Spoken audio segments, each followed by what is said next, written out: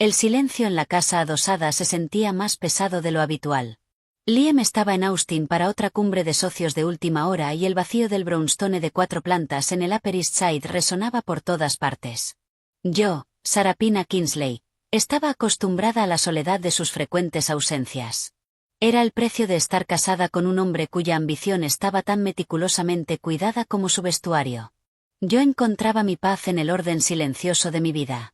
Mi trabajo con la Fundación Kingsley de Educación Artística, las reuniones de la Junta, las inauguraciones de galerías y mi colección de vinos.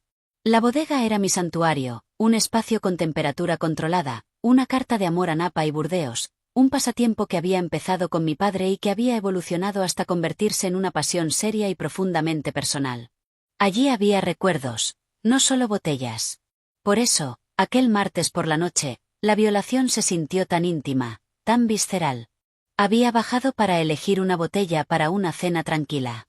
Las luces con sensor de movimiento se encendieron parpadeando, iluminando las filas de Borgoñas, la pared de los vinos de culto de California. Mis ojos fueron automáticamente a la sección superior derecha.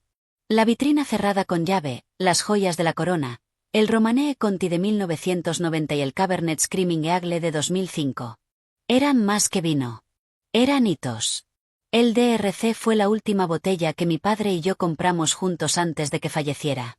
El Screaming Eagle fue un regalo para mí misma cuando la fundación consiguió su dotación permanente. Vi el espacio vacío donde deberían haber estado. Mi corazón dio un golpe lento y pesado contra mis costillas. Parpadeé pensando que la poca luz me estaba engañando. Me acerqué. La cerradura estaba intacta, sofisticada, sin tocar, pero las 2 botellas detrás del cristal habían desaparecido. Un rectángulo limpio y tenue en la fina capa de polvo de la repisa marcaba el lugar donde habían estado. El pánico, frío y punzante, me atravesó. No por el dinero, aunque el valor combinado era obsceno. Era la violación, el robo de mi historia. Corrí escaleras arriba, mis tacones marcando un ritmo frenético sobre los suelos de piedra caliza, y fui directamente al panel de seguridad en la cocina. El registro de la alarma no mostraba ninguna intrusión. El sistema estaba armado todas las noches y desarmado por mí cada mañana. La única otra persona con el código, además de Liam, era María. María Rodríguez había estado con nosotros durante 8 años. Era familia en todo lo que realmente importaba. Había sostenido mi mano durante un aborto espontáneo al que Liam estaba demasiado ocupado para volver a casa. Había aprendido a preparar la tortilla española de mi madre. Habíamos llorado juntas viendo películas sentimentales. La sola idea me provocó una náusea física. No ella. Pero la lógica era una voz fría e insistente. Era la única que estaba aquí. Caminé y mis pasos me llevaron al pequeño rincón de seguridad junto a la despensa, donde el monitor de la cámara de la bodega mostraba una transmisión en vivo. Mis dedos torpes en el panel táctil mientras abría las grabaciones archivadas de las últimas 48 horas. Avancé rápido entre fotogramas vacíos, el código de tiempo borroso. Entonces apareció ella, ayer a las 5:13 de la tarde. Liam estaba fuera. Yo estaba en un almuerzo de la fundación. María entró en la bodega, su postura no furtiva, sino decidida. Llevaba una gran bolsa de tela. Fue directamente a la vitrina cerrada con llave. De su bolsillo sacó una llave. ¿Una llave? ¿Cómo? Observé conteniendo la respiración mientras abría la vitrina. Mis botellas. Con la misma eficiencia tranquila con la que abría la puerta principal. Tomó las 2 botellas, las envolvió con cuidado en lo que parecían paños de cocina y las colocó en su bolsa. Cerró la vitrina con llave, acomodó las botellas que quedaban para disimular el hueco y se marchó. Todo el proceso duró menos de 90 segundos. Me dejé caer en la silla, el cuero crujió en la casa silenciosa. La traición era un dolor hueco que me vaciaba por dentro. 8 años. Le había dado bonificaciones. Había pagado las clases del Community College de su hija. Le había dado meses de permiso pagado cuando su hermana estuvo enferma. ¿Y para qué? Para que robara las 2 cosas más significativas, más valiosas que tenía. La rabia empezó a reemplazar el dolor, quemándolo. Era una rabia limpia y afilada. Tomé el teléfono, mi pulgar flotando sobre su contacto. No llamé, envié un mensaje. Corto, Implacable. María, necesito que vengas a la casa ahora mismo. Es urgente. Su respuesta llegó un minuto después. Voy de camino, señora Kingsley. 20 minutos. Esos 20 minutos fueron una eternidad. Caminé de un lado a otro, la imagen de su robo tranquilo repitiéndose en mi mente. Ensayé lo que diría, cómo mantendría la voz firme. La policía. Debería llamar a la policía. Pero la idea de María esposada, su hija, el peso de nuestra historia, detuvo mi mano. La confrontaría. Recuperaría mi propiedad y terminaría todo esto. Sin policía. Más misericordia de la que merecía. La cerradura de la puerta principal sonó y sus pasos ligeros y familiares entraron en el vestíbulo. Señora Kingsley, ya estoy aquí. Yo estaba en el salón, de pie junto a la chimenea. No había encendido las luces principales, solo una lámpara. Entró aún con el abrigo puesto, con una expresión de ligera preocupación. ¿Está todo bien? Usted sonaba. ¿Dónde están, María? Mi voz era plana. Una lámina de hielo. Su rostro cambió. La máscara amable y preocupada se disolvió en otra cosa. No era culpa, ni miedo. Era una resignación cansada. ¿Dónde, qué? Señora Kingsley. No. La interrumpí, perdiendo el control. No nos insultes a las dos. La cámara de la bodega. Ayer a las 5:13. El Romanée Conti. El Screaming Eagle. Tenías una llave. Los metiste en tu bolsa. ¿Dónde están mis botellas? No se inmutó. Solo me miró.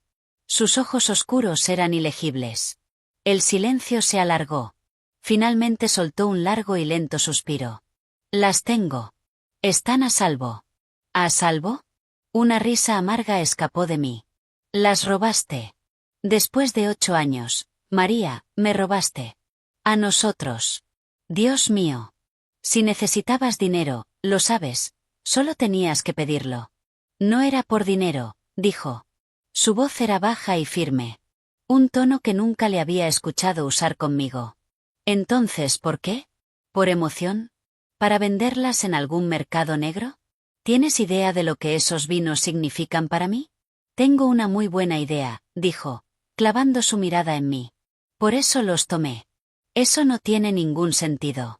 Ahora estaba gritando, la rabia y el dolor desbordándose.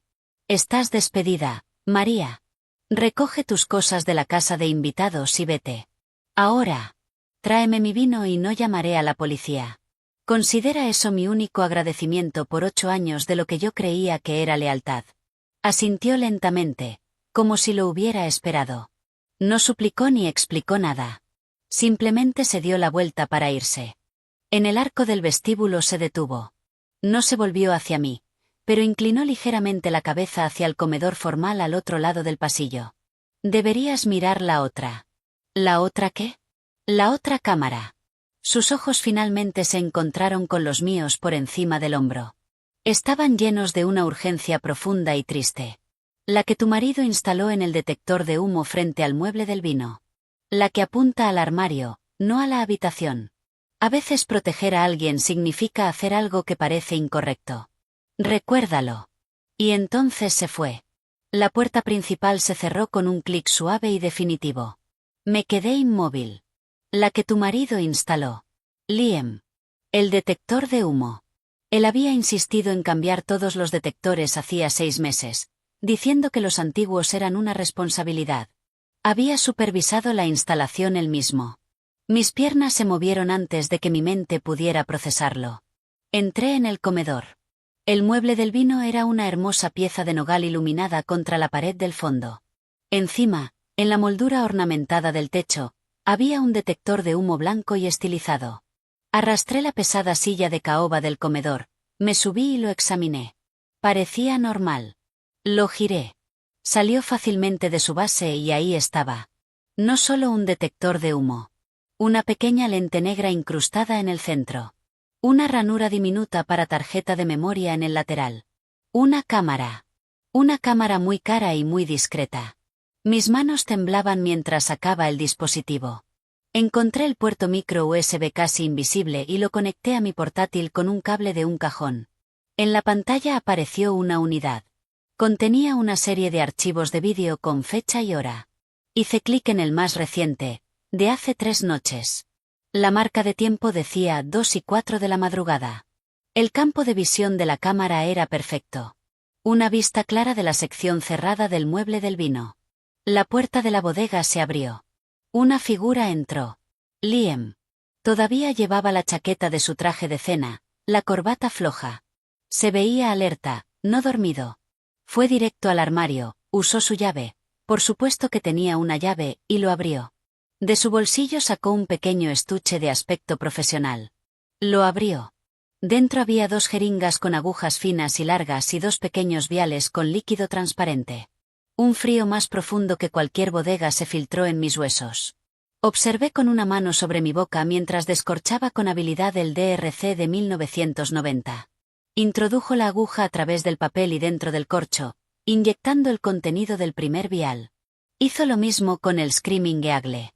Volvió a sellarlos con un cuidado meticuloso. Usó una herramienta para asentar perfectamente los corchos, limpió los cuellos de las botellas, comprobó el nivel contra la luz y las colocó exactamente como estaban. Observó su trabajo, asintió satisfecho, cerró el armario y se fue. El vídeo terminó. Estaba entumecida. No podía respirar. Abrí el siguiente archivo.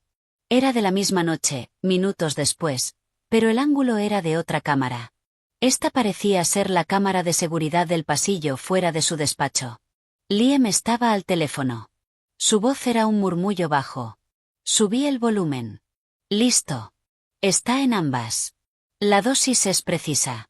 Actúa rápido, pero los efectos parecerán históricos, como un problema de largo plazo que finalmente estalla. Pausa. Escuchó. Luego una sonrisa lenta y cruel se extendió en su rostro. Una sonrisa que nunca había visto. Sí. Estoy seguro de que será ella quien las abra en la gala. Querrá presumir. El colapso público será espectacular. El informe médico mostrará abuso crónico de alcohol y dependencia de benzodiazepinas. La Junta de la Fundación no tendrá más opción que votarla para una licencia obligatoria. Y yo, como el marido preocupado y copresidente, asumiré naturalmente la gestión de sus acciones y su puesto en la Junta una vez que esté internada para tratamiento. El divorcio será sencillo. Incompetencia, adicción. Lo tendremos todo. Solo asegúrate de que tu médico esté listo con el informe. Entonces rió, un sonido suave y repugnante. Lo mejor es que ella nunca sabrá que la golpeó. Solo despertará con su vida arruinada y todos pensando que es una alcohólica secreta y frágil. Y yo seré el héroe que intentó salvarla. Nos vemos mañana, Isabella. Estamos muy cerca. La llamada terminó. La pantalla de mi portátil quedó negra. Isabella Vance. Mi supuesta amiga. Una rival en la recaudación de fondos del circuito benéfico. Inteligente, ambiciosa, eternamente soltera. Y mi marido. El mundo no giró. Se rompió. Se desintegró en 1.000.000 de fragmentos afilados y brillantes. Cada uno un recuerdo, un gesto, una promesa ahora revelada como una mentira. Las cumbres de socios, las noches tarde, la preocupación condescendiente por mi estrés, el entusiasmo para servir los vinos buenos en la próxima gala de la fundación. Muéstrales el Romanée Conti. Te lo mereces. No intentaba celebrarme. Intentaba borrarme. Mis manos, ahora extrañamente firmes, encontraron mi teléfono. No llamé a Liam. No llamé a mi abogado. No todavía. Llamé al 911. Cuando la operadora respondió, mi voz fue clara, distante. La voz de Sarapina Kingsley, presidenta de la Junta. Una mujer acostumbrada a dar órdenes. Sí. Necesito denunciar un intento de envenenamiento y una conspiración para cometer fraude. Mi nombre es Sarapina Kingsley. Mi dirección es 172 East 71 Street. Por favor envíen agentes y avisen a la fiscalía. Tengo pruebas en vídeo. Mientras daba los detalles, mis ojos se posaron en la pantalla negra y luego en el espacio vacío del mueble del vino al otro lado de la habitación. María no había robado mi vino. Había retirado el veneno. Había dejado la cámara. Había intentado, a su manera imposible, protegerme. Y yo la había despedido. Los últimos restos de mi antigua vida, la vida de confianza y lealtad asumida, se derrumbaron cuando escuché las primeras sirenas a lo lejos, cada vez más fuertes, viniendo por lo que quedaba del hombre con el que creía estar casada. Las siguientes 72 horas fueron un torbellino de realidades frías y procesales. Las sirenas dieron paso al crujido estático de las radios policiales en mi vestíbulo. Primero 2 agentes uniformados, luego detectives, luego un equipo forense con trajes blancos desechables que parecían absurdos sobre la alfombra Ubuson. Yo estaba sentada en el salón, entumecida, dando mi declaración a un detective de rostro amable y ojos cansados llamado Álvarez. El sospechoso es mi marido, Liam Kingsley, me oí decir con voz distante. Actualmente está en el Four Seasons de Austin, Texas. Las pruebas están en ese dispositivo y en mi servidor doméstico donde las grabaciones están respaldadas.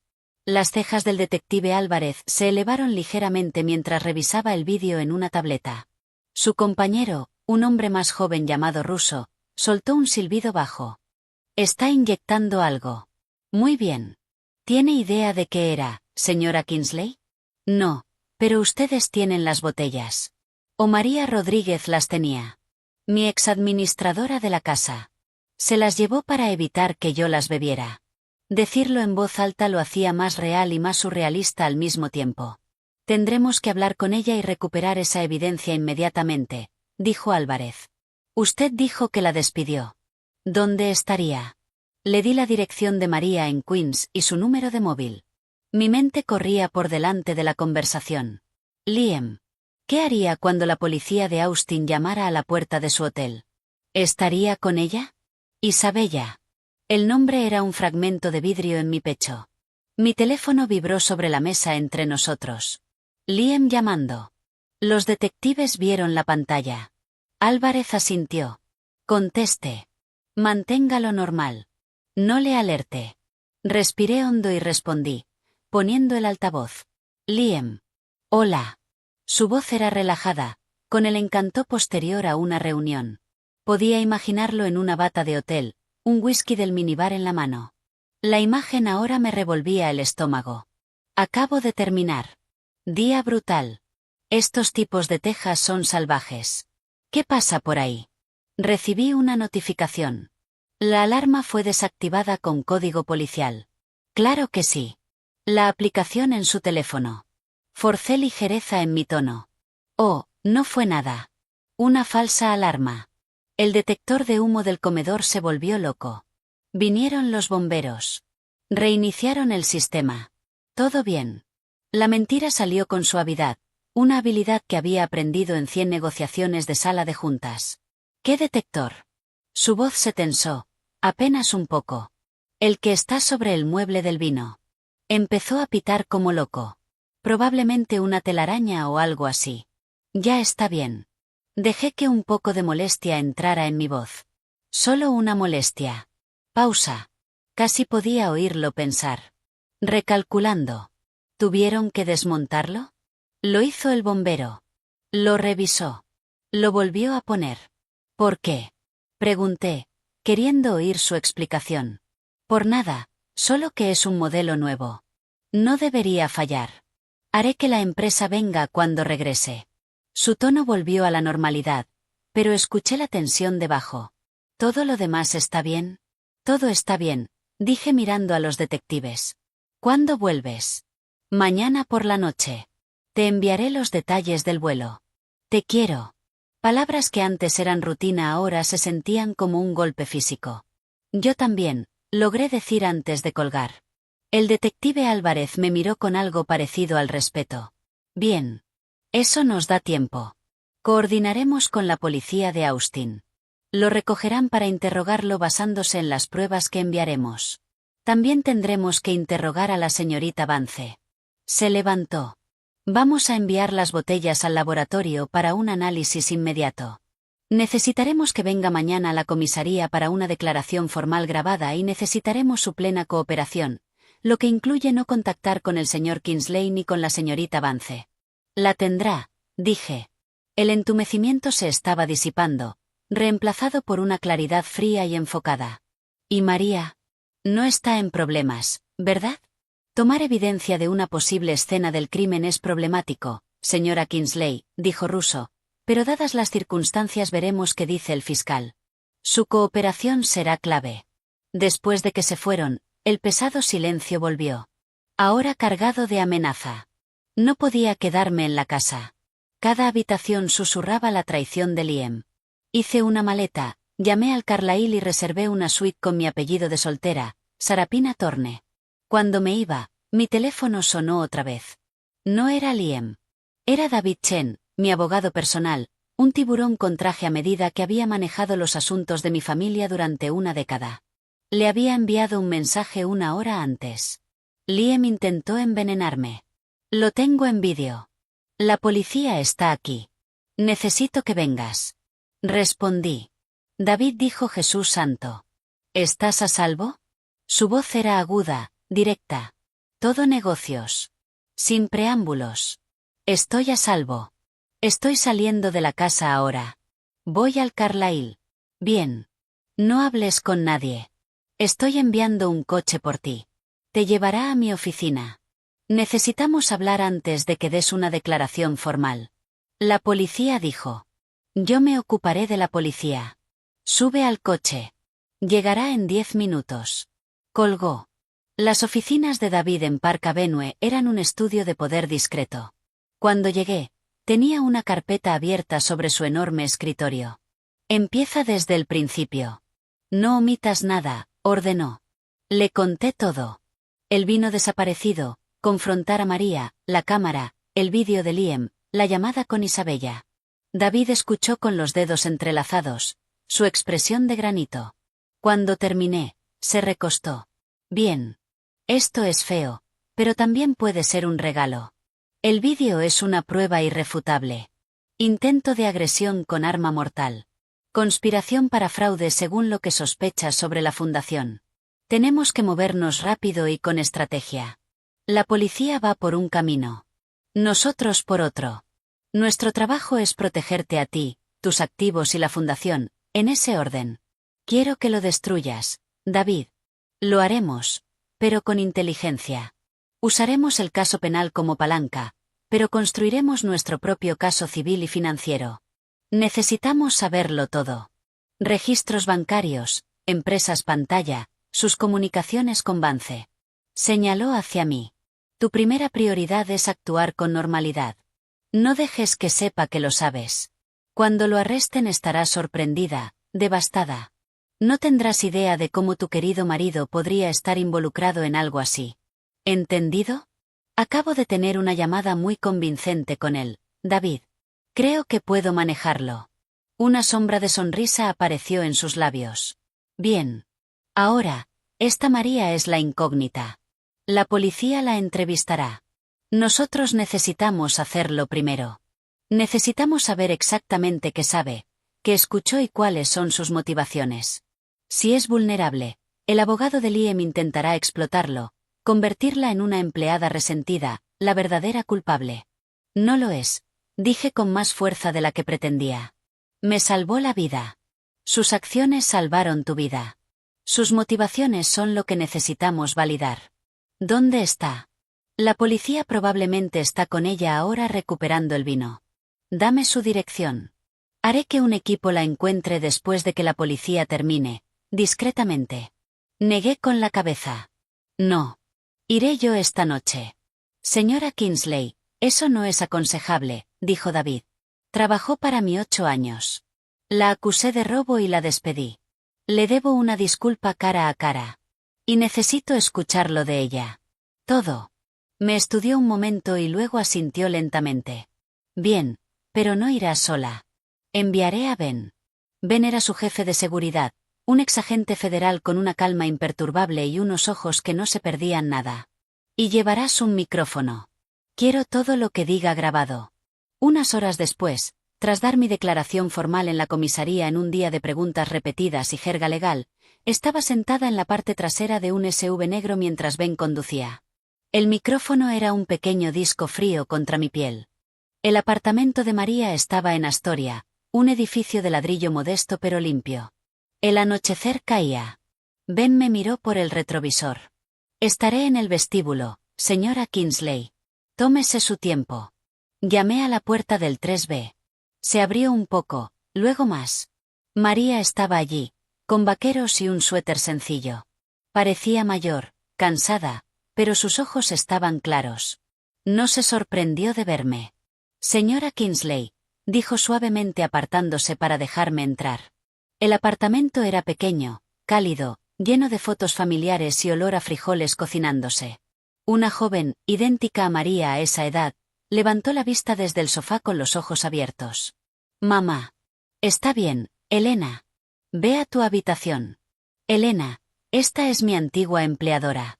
Elena se retiró mirando hacia atrás con preocupación. María me llevó a una pequeña mesa de cocina. ¿Quiere café? No, gracias. Me quedé de pie, incómoda. María, yo, vi el vídeo. Llamé a la policía. Liam ha sido arrestado en Austin. Isabella Vance está siendo interrogada. Ella simplemente asintió como si lo hubiera esperado. Me alegro. ¿Y el vino? La policía se lo llevó. Está en el laboratorio forense. Encontrarán lo que él puso dentro. Finalmente me senté, el peso del día cayendo sobre mí. María, ¿por qué no me lo dijiste? Se sentó frente a mí, las manos juntas sobre la mesa. Una vida de servicio había entrenado su postura para ser perfecta, incluso aquí. ¿Cómo podía? Preguntó en un susurro. Él dijo que lo sabía. ¿Sabía qué? Sobre Elena. Sus ojos se llenaron de lágrimas que no cayeron. Sobre sus papeles. Vino aquí con una visa de turista cuando tenía 15 años para estar conmigo después de que su padre muriera. La visa expiró. Solicitamos un ajuste, pero fue rechazado. Está indocumentada. La palabra salió como un suspiro de dolor. He intentado todo. Abogados. Todo. Es un limbo. El señor Kingsley lo descubrió. No sé cómo. Hace 3 meses vino a verme al jardín. Dijo que si alguna vez decía una sola palabra contra él o te contaba algo, llamaría a inmigración. Dijo que Elena sería detenida, llevada a un centro y enviada de vuelta a un lugar que apenas recuerda. Dijo que sería culpa mía. Una lágrima escapó por su mejilla. ¿Qué podía hacer?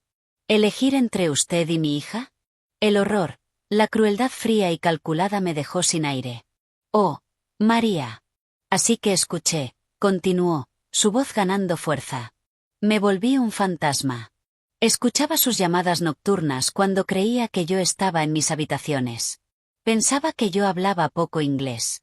Él y esa mujer, la serpiente Isabella. Hablaban de la fundación, del dinero, de usted. Estaban enamorados, pero era un amor hambriento. Querían lo que usted tenía. Luego, hace 2 semanas, lo escuché en su despacho. La puerta no estaba completamente cerrada. Hablaba del vino, de la gala, de un médico que escribiría un informe, de usted teniendo un colapso en público. Sus manos se apretaron. Sabía que tenía que detenerlo. Pero no podía acudir a usted. Él destruiría a Elena. Así que tomé el vino. Fue lo único que se me ocurrió. Si el vino desaparecía, usted no podría beberlo. El plan fallaría. ¿La cámara? Pregunté suavemente. Lo vi hace semanas ajustando el detector de humo del comedor. Parecía extraño. Es un hombre que llama a un técnico para cambiar una bombilla. Así que miré después. Vi la lente. Entonces supe que estaba vigilando, esperando. No sabía para qué. Después de escuchar el plan entendí que la cámara era para verlo a usted tomar el vino y tener prueba de que era usted quien abría las botellas. Así que, la redirigí un poco. Usé una herramienta del garaje. Ahora apuntaba al armario, no a la silla donde usted suele sentarse. Pensé, si está grabando, que se grabe a sí mismo. Me miró sin apartar la vista. Tomé la tarjeta de memoria el día que tomé el vino. Hice una copia en una pequeña unidad y la devolví al detector. Dejé el original para que usted lo encontrara. Esperaba que lo encontrara. El mensaje de texto. Revise el detector de humo. Temía que no mirara, o que mirara y él hubiera encontrado la forma de borrarlo. Tenía que asegurarme. Por fin bajó la vista hacia sus manos. Lo siento, señora Kingsley, por la mentira, por robar, pero no me arrepiento de haberlo hecho. La ola de vergüenza que me recorrió fue insoportable. Te despedí. Te acusé después de todo lo que has hecho por mí. Después de todo lo que arriesgaste por mí. Ella levantó la vista, con una sonrisa tenue y triste en los labios. Usted me dio trabajo cuando nadie más lo hacía. Pagó las clases de Elena. Me sostuvo cuando murió Carlos. Usted no es solo mi jefa. Usted es familia. A veces, por la familia, haces cosas difíciles, cosas que parecen mal. Crucé la mesa y tomé sus manos, endurecidas por el trabajo, entre las mías.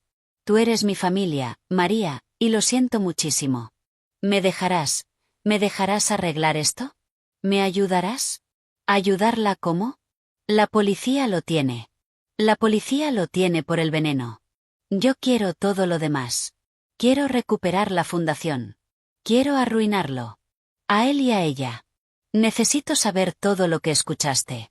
Cada nombre, cada fecha, cada cifra. ¿Volverás?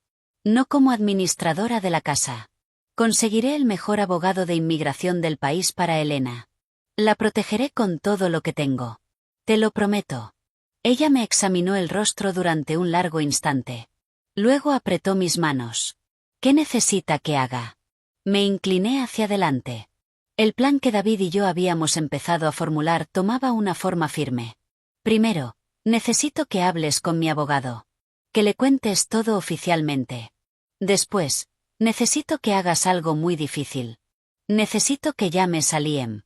Sus ojos se abrieron de par en par. ¿Llamarlo? Lo han arrestado. Saldrá bajo fianza mañana. Estará desesperado, confundido. Querrá saber qué ha pasado. Necesito que lo llames. Discúlpate. Dile que tomaste el vino porque estabas enfadada conmigo, que necesitabas dinero para Elena. Dile que viste a la policía en la casa y te asustaste, y que le devolverás el vino si te ayuda.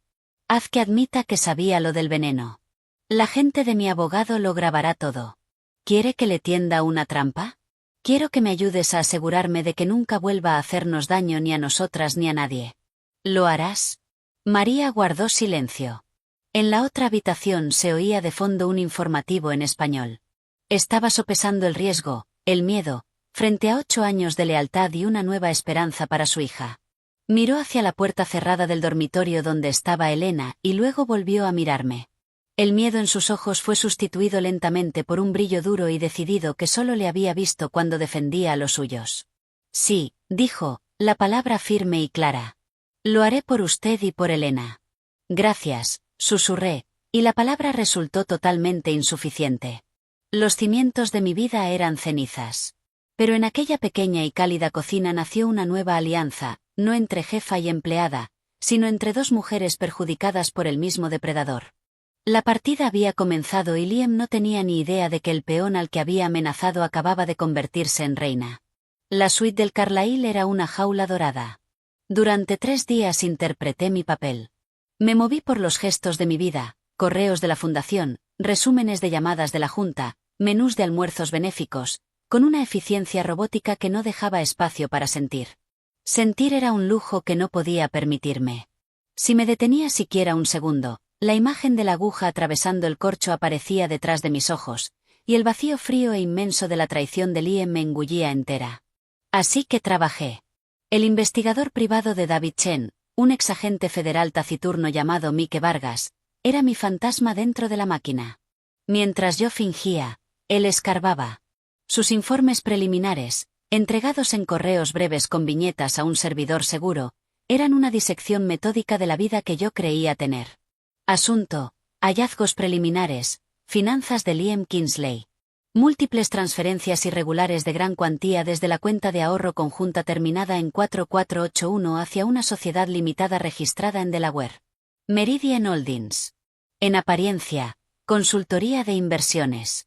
Meridian Holdings muestra transferencias salientes correspondientes hacia una cuenta en las Islas Caimán a nombre de Isabella Vance, probablemente ocultado o alterado deliberadamente. Cruce con los libros de la Fundación. 2 pagos excesivos a un contratista de iluminación, Apex Illumination, por un total de $285.000, fueron autorizados mediante firma digital. La firma coincide con la de S. Kingsley archivada, pero las marcas de tiempo coinciden con su asistencia confirmada a la gala de la Metropolitan Opera el 12 de noviembre y a Art Basel Miami el 3 de diciembre. Imposible que usted hubiera firmado. Análisis forense digital pendiente. Póliza de seguro de vida contratada hace 18 meses. Usted es la asegurada principal. Beneficiaria Isabella M. Vance. Valor nominal $15 millones. La póliza incluye una cláusula de incontestabilidad en caso de muerte accidental. Liam Kingsley figura como titular de la póliza. Me quedé mirando la última línea hasta que las palabras se volvieron borrosas. 15 millones. Y una cláusula que significaba que si yo moría en un accidente, Isabella cobraría el dinero sin impugnación legal. Sentí que mi piel me quedaba pequeña. No se trataba solo de desacreditarme. Era una estrategia de dos frentes. Arruinarme públicamente y tomar el control. O, si eso fallaba, eliminarme de forma permanente. El vino era el plan A. No quería pensar cuál habría sido el plan B. Sonó mi teléfono. La línea personal. Liam. Había salido horas antes bajo una fianza de $2 millones después de su arresto en Austin. Su abogado, un pitbull famoso por su ferocidad llamado Arthur Bigham, había construido una historia magistral sobre un terrible malentendido y problemas matrimoniales explotados por una empleada resentida.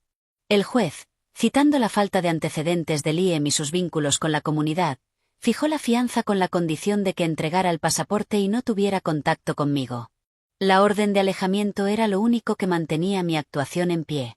Dejé que sonara 3 veces, estabilizando mi respiración. Liam, dije con una voz cuidadosamente quebradiza, una mezcla de confusión y dolor.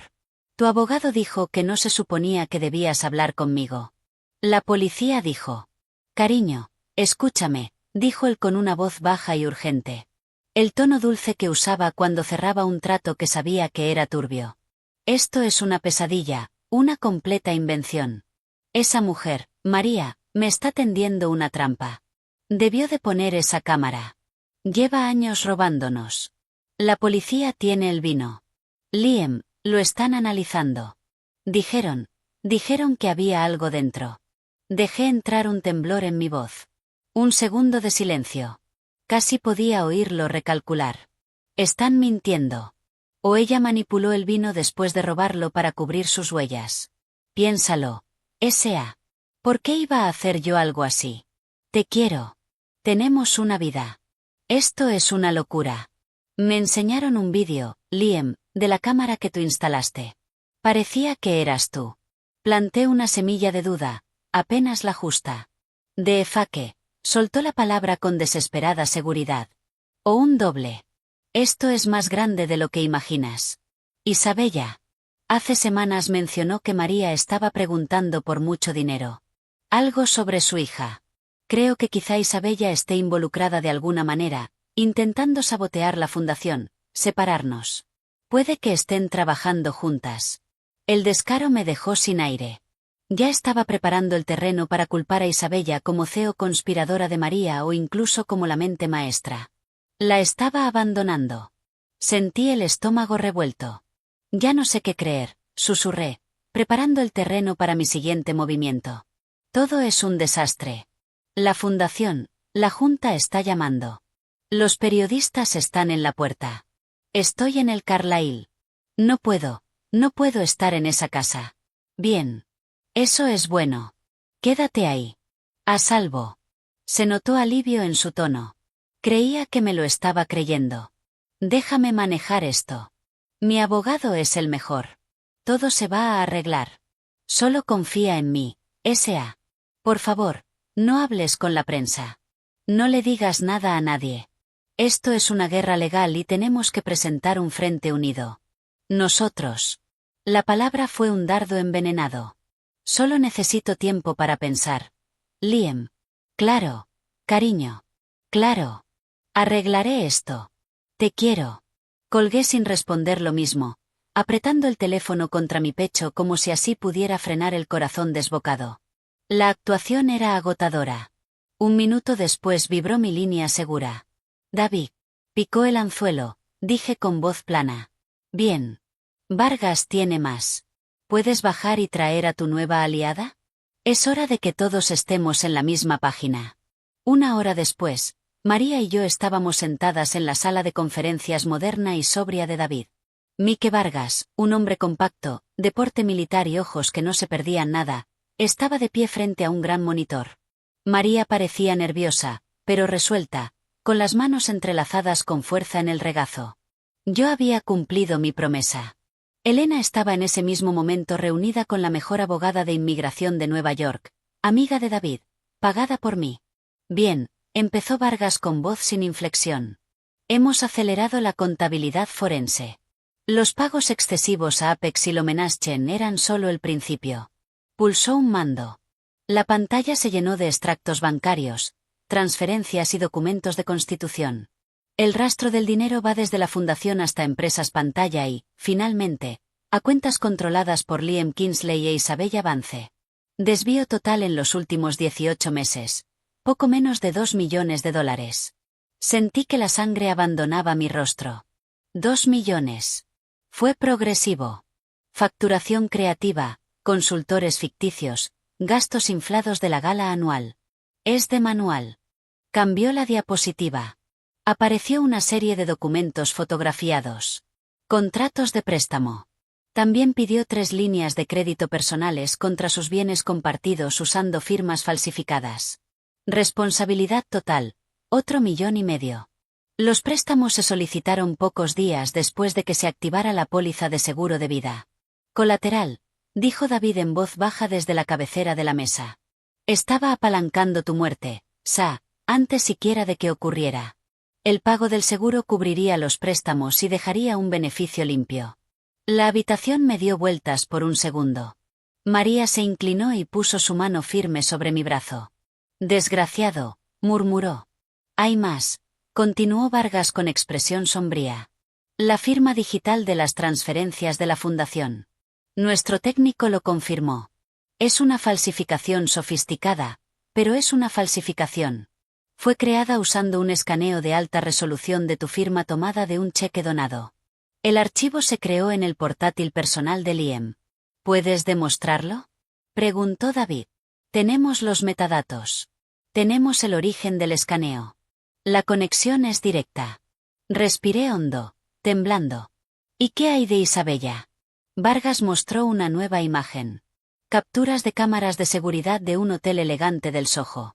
Liam e Isabella abrazándose con intimidad despreocupada en el vestíbulo. La marca de tiempo era de hacía 6 semanas. Llevan usando este lugar para reuniones por la tarde desde hace unos 2 años. Según el conserje, al que convencimos para hablar, también tenemos recibos de tarjeta de crédito de cenas, viajes a Napa, compras de joyas desde la cuenta de Liam que coinciden con piezas que Isabella ha llevado en fotografías. Me miró. Esto no era solo una jugada financiera, señora Kingsley. Era personal. Siempre es personal, dije con voz de piedra. ¿Cuándo es la vista de la fianza? Mañana por la mañana, dijo David. Él estará allí con Bigam, aparentando arrepentimiento y agravio. El caso del fiscal por el envenenamiento es fuerte, pero sin una confesión directa o un testigo de su intención sigue siendo circunstancial. Los delitos financieros son sólidos, pero son aparte. Tenemos que unirlo todo de una manera que un jurado no pueda ignorar. Miré a María. ¿Estás lista? Asintió, pálida pero decidida. David deslizó sobre la mesa un pequeño dispositivo de grabación de alta tecnología. Parecía un cargador elegante en forma de tarjeta. La llamada está prevista para las 7 de esta noche. Está desesperado, aislado y buscando una forma de desacreditarte a ti y exonerarse a sí mismo. Querrá creer que estás de su lado. Usa eso. Vargas estará vigilando desde aquí. Tendremos una grabación nítida. María cogió el dispositivo y le dio la vuelta entre las manos. ¿Qué digo? Cíñete a la verdad siempre que puedas, aconsejó David. Tú tomaste el vino. Tenías miedo. Necesitas su ayuda. Expresa tu enfado con Sara por despedirte. Tu objetivo es hacer que reconozca que sabía lo del veneno. O que implique a Isabella. Cualquier admisión servirá. A las 6:55 de la tarde estábamos en una pequeña oficina lateral insonorizada del bufete de David.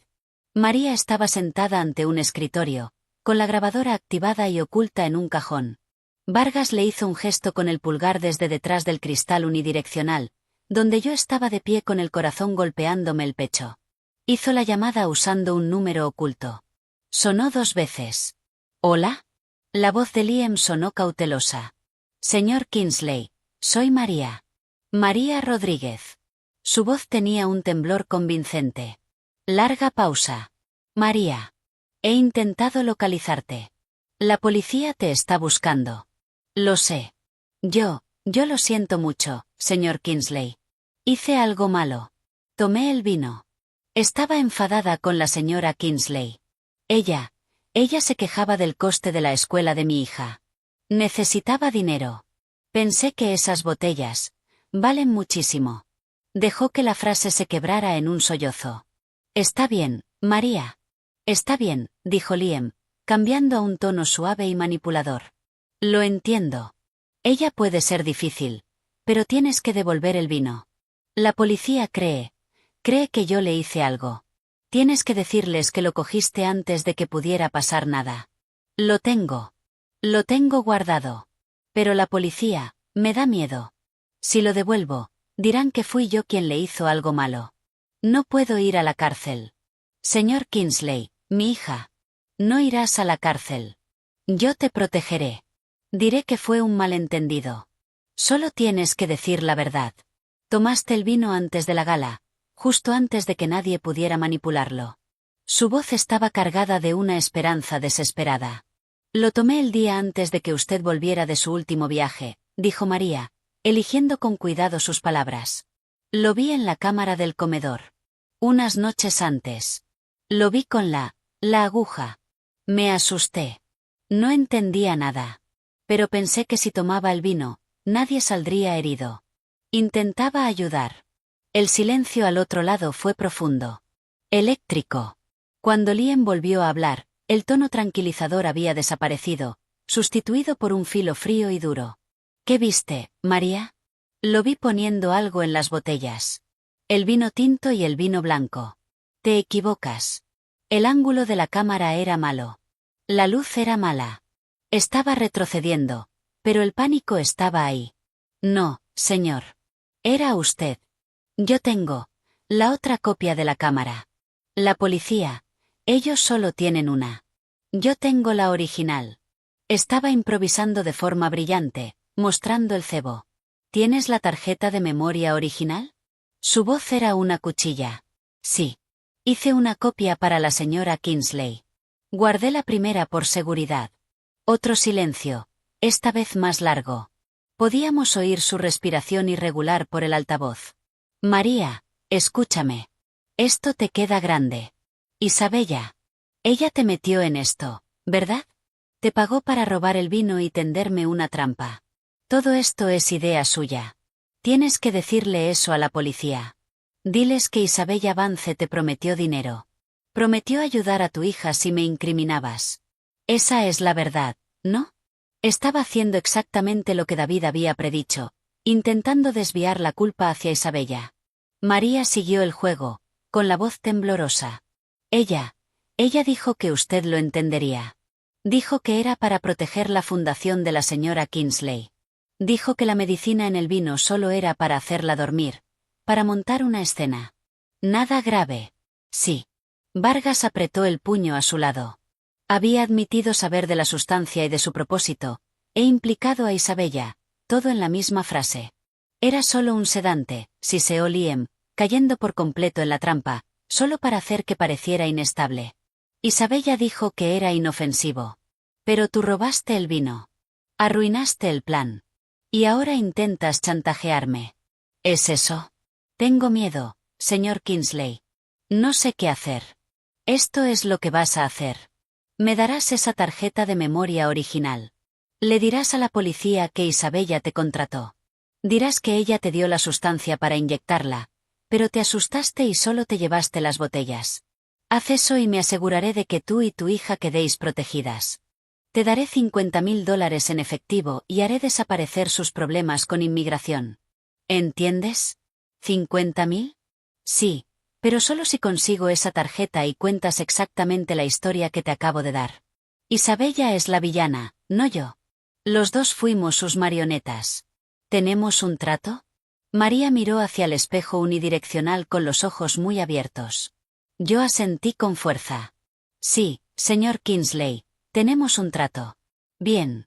No vuelvas a llamar a este número. Yo me pondré en contacto contigo con instrucciones. La línea se cortó. La sala entera soltó el aire de golpe. Vargas sonrió, una sonrisa afilada y depredadora. Lo tenemos. Conspiración, inducción a falso testimonio, manipulación de testigos y una admisión sobre el sedante. Es precioso. María se cubrió la cara con las manos, temblando. Yo entré corriendo en la sala y la abracé. Has estado increíble. Él tirará por la borda a cualquiera que deje de serle útil, dije, sintiendo como la última parte de mis sentimientos por el hombre con el que me casé se convertía en ceniza. Miré a David. ¿Y ahora qué? Ahora, dijo David, con los ojos brillando de fervor legal, usamos esto. Vamos a ver a los dos miembros de la junta en los que más confías. Les enseñamos las finanzas. Les ponemos esta grabación. Necesitamos a la junta de nuestro lado antes de la gala. Liam e Isabella todavía podrían intentar forzar una votación de emergencia para asumir el control basándose en el escándalo. Les cortamos las vías de escape. Asentí. El plan se estaba solidificando en una acción fría y dura. La telaraña de mentiras ya era completamente visible. Cada hilo pegajoso brillando con su codicia y la maldad de ella. Y nosotras ya no éramos moscas atrapadas en ella. Éramos las arañas. Y había llegado la hora de empezar a derribarlo. La gala benéfica anual de la Fundación Kingsley de Educación Artística era el acontecimiento social de la temporada, un monumento reluciente a la riqueza fingiendo tener conciencia. El gran salón del plaza era un mar de smoking y alta costura. El aire estaba cargado con el olor del dinero, de las gardenias y de la ambición. Un cuarteto de cuerda interpretaba algo elegantemente inofensivo. Los camareros circulaban con copas de champán que costaban más que la compra semanal de María. Yo estaba cerca de la entrada, con una sonrisa congelada en el rostro, recibiendo una procesión de besos al aire y condolencias vacías. Sarapina, querida, estás radiante. ¡Qué fortaleza! Pensando en ti, S.A. ¡Qué terrible malentendido con Liam! La fundación está en nuestras oraciones. Sabemos que llevarás el timón. La noticia del arresto de Liam por intento de agresión había sido una filtración cuidadosamente gestionada. El equipo de relaciones públicas de David la había presentado como un asunto personal complejo, subrayando mi plena cooperación con las autoridades y mi firme enfoque en la misión de la fundación. La línea oficial era que Liam se estaba tomando un tiempo para afrontar las acusaciones, y que yo estaba destrozada, pero resuelta. El consenso no dicho en la sala era una mezcla de curiosidad morbosa y cálculo depredador. Yo era o una víctima trágica o una reina a punto de caer, y cada persona allí trataba de averiguar cuál de las dos. Mi vestido era una columna de plata líquida, una armadura disfrazada de vestido. Mis joyas eran sencillas, diamantes heredados que habían pertenecido a mi abuela. Parecía en todo una aristócrata benévola. Por dentro era un cable vivo, vibrando con una furia fría y enfocada. David se movía entre la multitud como un tiburón elegante, estrechando manos e intercambiando palabras discretas con miembros clave de la junta.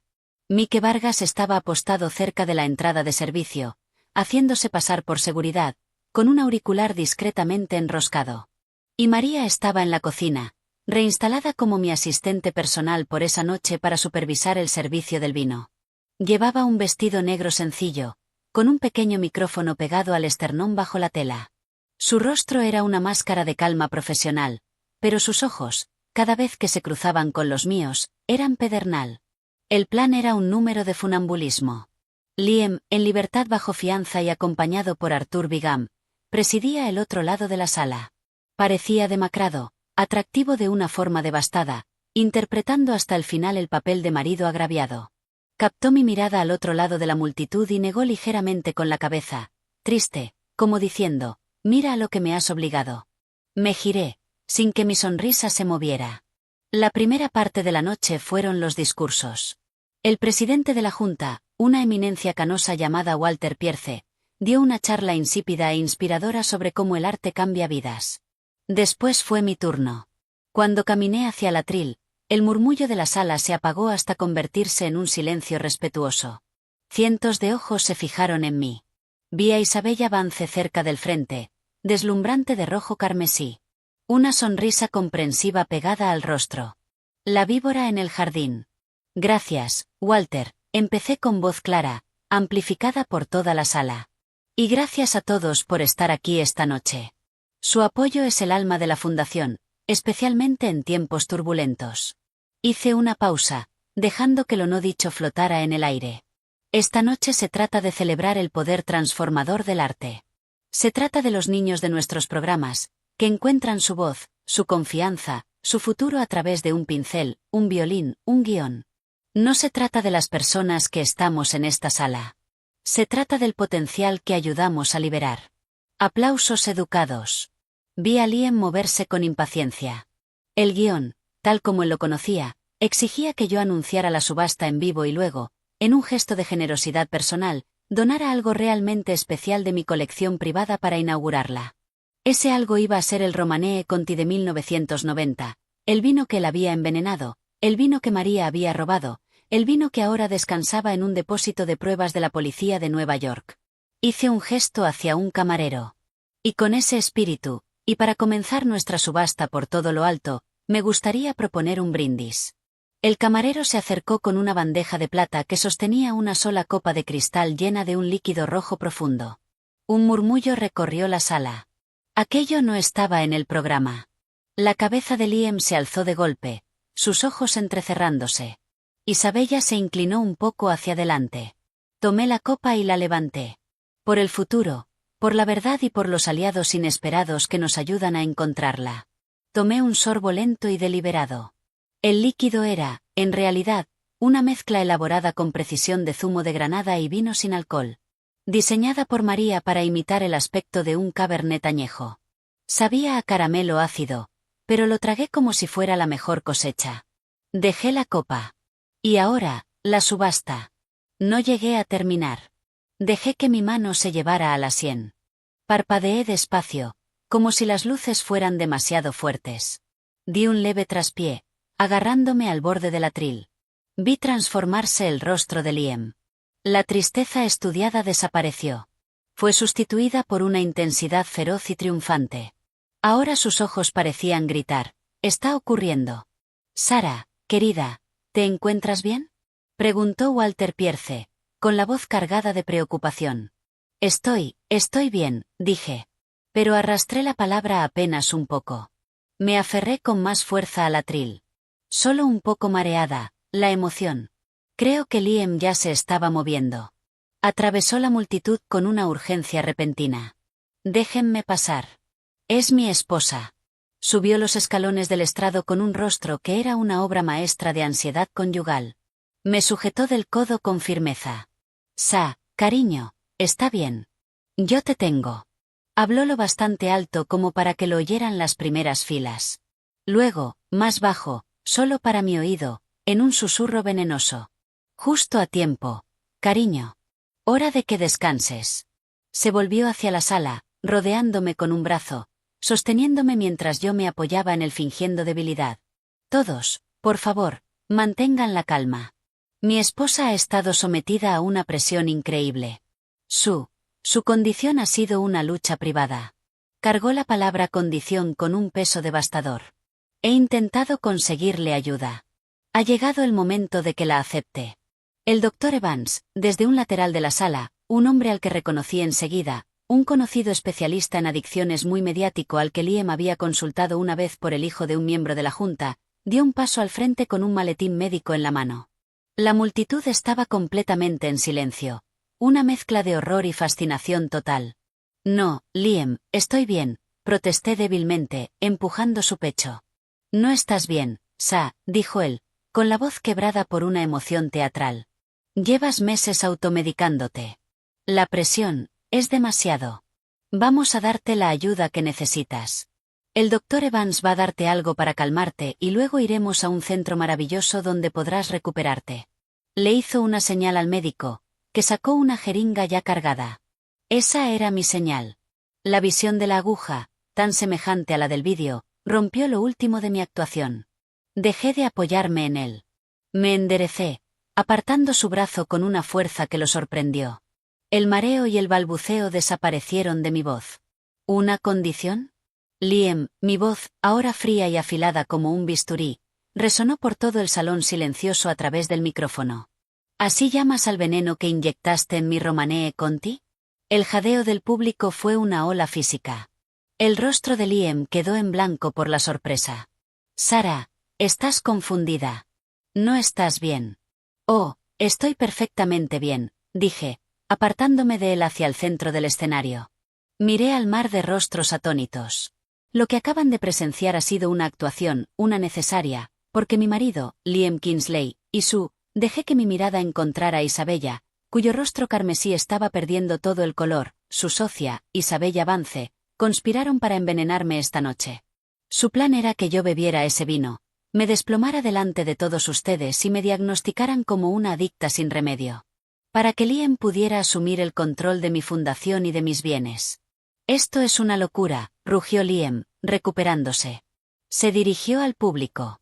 ¿No lo ven? Está sufriendo un brote psicótico. El estrés de estas acusaciones falsas. Las acusaciones no son falsas, Liam, dijo una nueva voz, tranquila y clara. María había subido al escenario. Llevaba un micrófono inalámbrico en la mano. Parecía pequeña y fuera de lugar entre tanto brillo, pero su voz no vaciló. Te vi 3 noches antes de que te fueras a Austin.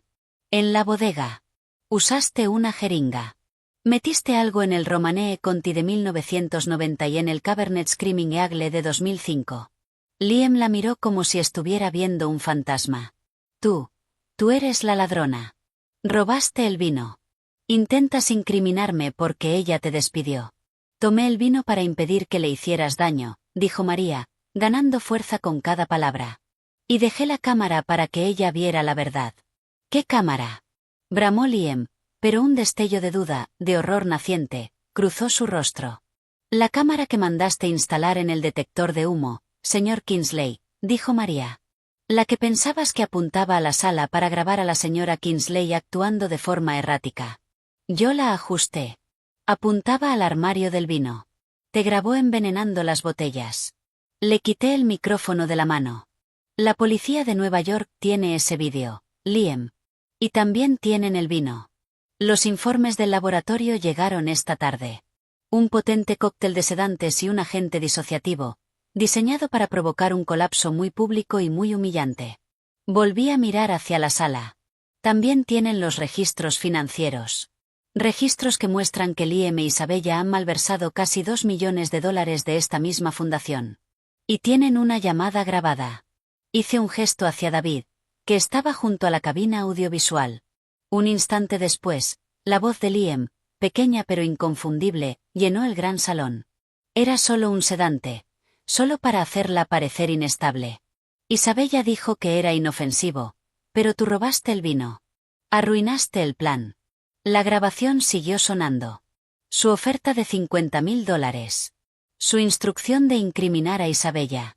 La sala era un caos absoluto. Los teléfonos estaban levantados. Los periodistas que habían ido a cubrir un evento de sociedad ahora corrían detrás de una historia mucho mayor. El rostro de Liam era una máscara grotesca de rabia y terror. Se lanzó hacia mí, no para atacarme, sino para intentar arrancarme el micrófono. Está mintiendo. Todo está editado. Están compinchadas. En ese momento se abrieron las puertas principales del salón. El detective Álvarez y Russo entraron, acompañados por 2 agentes uniformados. Fueron directos hacia el escenario. Liam Kingsley, la voz de Álvarez se oyó sin necesidad de micrófono, queda detenido por el intento de agresión contra Sarapina Kingsley, conspiración para cometer fraude, manipulación de testigos e inducción al falso testimonio. Tiene derecho a guardar silencio. Mientras Álvarez le leía sus derechos, el abogado de Liam, Vigam, estaba a su lado susurrándole al oído, pero ya había terminado. La actuación había acabado. A Liam le pusieron las esposas con la cabeza agachada, la imagen misma de la derrota absoluta. Cuando se lo llevaban, cruzó la mirada conmigo. El odio en sus ojos era puro y salvaje. El detective ruso se volvió entonces hacia Isabella Vance, que intentaba fundirse con la multitud. Isabella Vance, Queda detenida por conspiración para cometer fraude y como cómplice en el intento de agresión. Esto es indignante. No tengo idea de qué está pasando, chilló ella, con toda su compostura desaparecida. Tenemos el rastro del dinero, dijo Russo con calma. Tenemos la declaración del señor Kingsley implicándola. Lo hablaremos en comisaría. La sala era un clamor. Los flashes estallaban. Walter Pierce estaba a mi lado con una mano sobre mi hombro. Dios mío, Sarapina, la junta. No teníamos ni idea. Lo sé, Walter, dije, dejando que mi máscara pública se suavizara en una expresión de resiliencia dolida. Siento mucho que hayan tenido que enterarse así. Mañana entregaré a la junta el dossier completo con todas las pruebas. Mi única preocupación era impedir que siguieran dañando la fundación. Sobre el escenario, María se había quedado sola, abrumada. Caminé hasta ella y le tomé la mano, levantándola ligeramente. Las cámaras nos siguieron. Esta es María Rodríguez, dije, con una voz firme y clara. Durante 8 años no fue solo la administradora de mi casa. Fue mi familia. Y cuando mi propio marido intentó destruirme, ella lo arriesgó todo, su trabajo, su seguridad, el futuro de su propia hija, para protegerme. Ella es la razón por la que sigo en pie y la razón por la que el futuro de esta fundación está a salvo. Es y seguirá siendo una parte valiosísima de nuestra organización. Le rodeé los hombros delgados con el brazo. Ella me miró con lágrimas brillando en los ojos, no de miedo, sino de reivindicación. La multitud, tras un instante de silencio atónito, comenzó a aplaudir. Al principio con timidez, luego creciendo hasta convertirse en una ovación unánime y atronadora. No era solo por mí. Era por la historia, por el drama, por el giro deslumbrante. El villano estaba esposado, la víctima era una heroína y la humilde empleada se había convertido en la brújula moral. Mientras la policía se llevaba a Isabella entre sollozos y el personal del evento intentaba devolver algo de orden al lugar, David apareció a mi lado. La prensa se va a lanzar sobre esto. Es la tormenta perfecta. Mañana por la mañana entregaremos el vídeo completo y el resumen financiero a la fiscalía. Liam no saldrá bajo fianza esta vez. E Isabella va a delatarlo para salvarse. Miré el caos que poco a poco se iba disipando. La gala había quedado arruinada, por supuesto. Pero la fundación y mi vida se habían salvado. La trampa había funcionado y los depredadores habían caído. La guerra no había terminado. Las batallas legales serían largas y feas. Pero la primera batalla decisiva se había ganado en un campo muy público elegido por mí. Me volví hacia María. Estuviste magnífica. También usted, señora, susurró ella. No, dije apretando su mano. Señora no. Ya no. Sarapina. Y esto no ha hecho más que empezar. El sabor del vino falso seguía áspero en mi lengua, pero era el sabor dulce de la victoria lo que me llenaba mientras veía apagarse las últimas luces azules de los coches de policía en la entrada.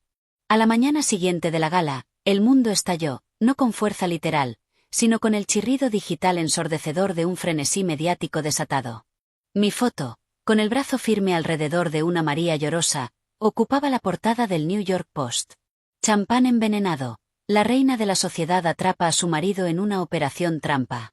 El Daily News, brindis de ciudad, heredera da la vuelta a la jugada contra su letal esposo.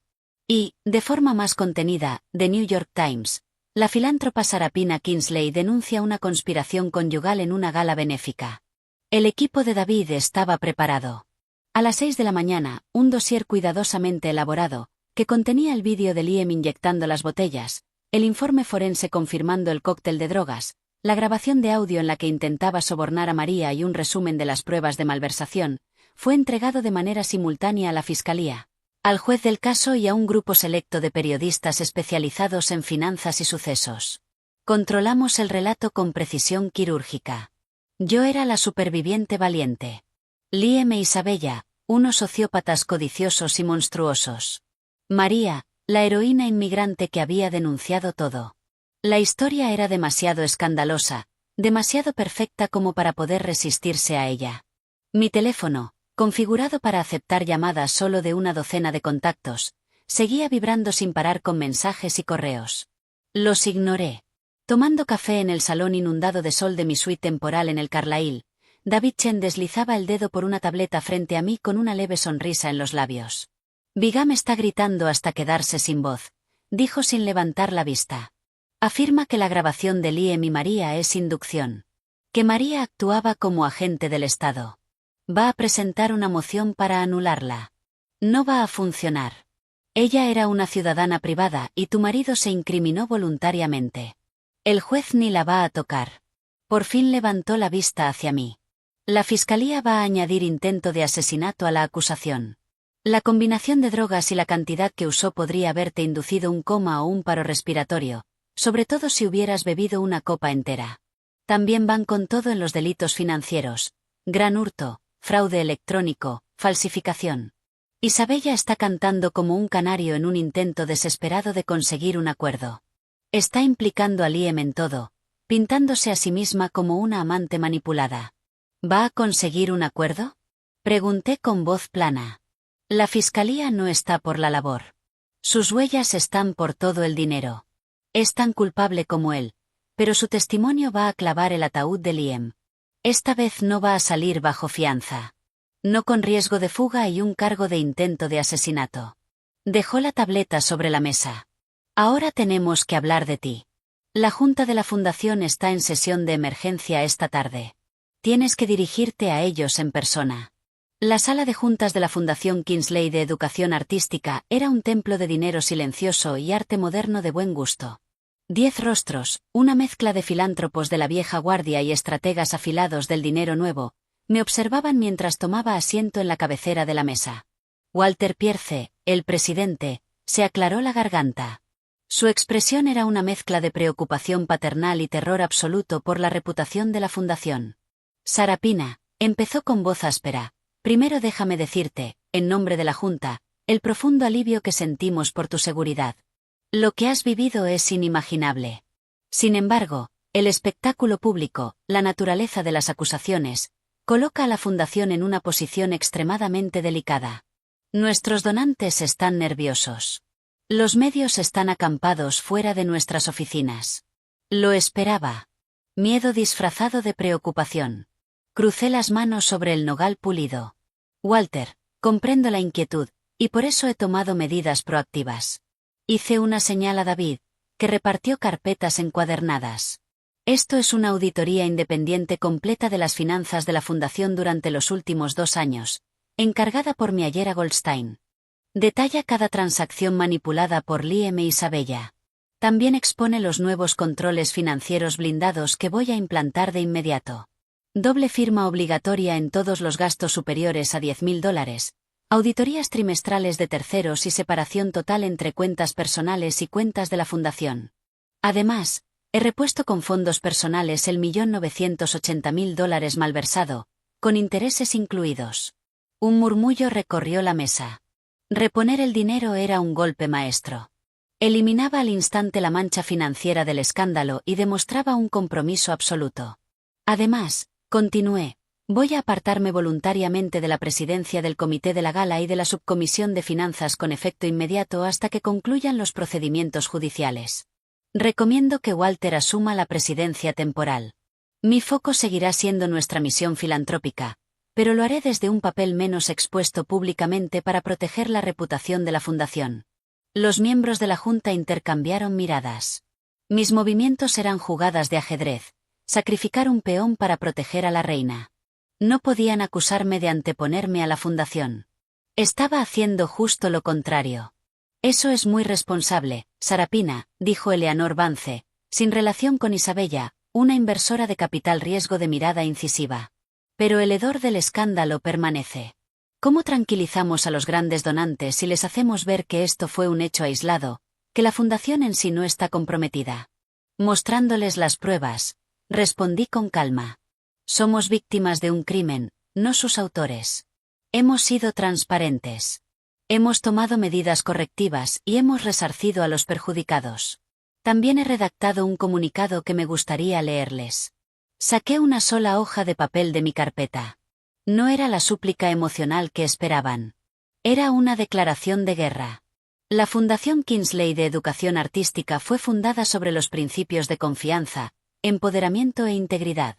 Recientemente, Esa confianza fue brutalmente traicionada por personas que colocaron su codicia personal por encima de nuestra misión sagrada. Mientras el proceso legal sigue su curso, queremos asegurar a cada donante, cada voluntario y cada niño al que servimos que su fe no ha sido mal depositada.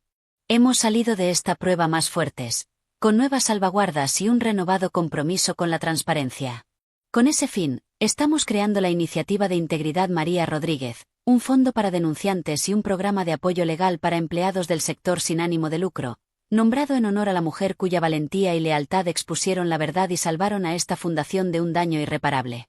No nos definirá la traición de unos pocos, sino el coraje de una y la resiliencia de muchos. El silencio fue profundo. Entonces Eleanor Vance empezó a aplaudir despacio. Luego se unieron los demás. Era un aplauso estratégico, pero era un aplauso.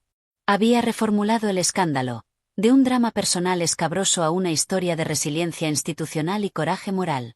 Y había consagrado a María para siempre como heroína, haciendo políticamente tóxico cualquier movimiento contra ella. Propongo que aceptemos las propuestas de Sarapina y difundamos el comunicado de inmediato, dijo Eleanor. La votación fue unánime. Los procesos judiciales que siguieron fueron un desmontaje sombrío y metódico. Liam, sin derecho a fianza, se sentaba con mono carcelario en la mesa de la defensa, irradiando un odio venenoso que llenaba la sala. Arthur Bigham luchó como un animal acorralado, pero las pruebas eran un tsunami. El vídeo se reprodujo ante el jurado. El toxicólogo forense explicó cómo el cóctel de drogas podría haber provocado efectos neurológicos y respiratorios catastróficos. Un experto digital detalló las firmas falsificadas.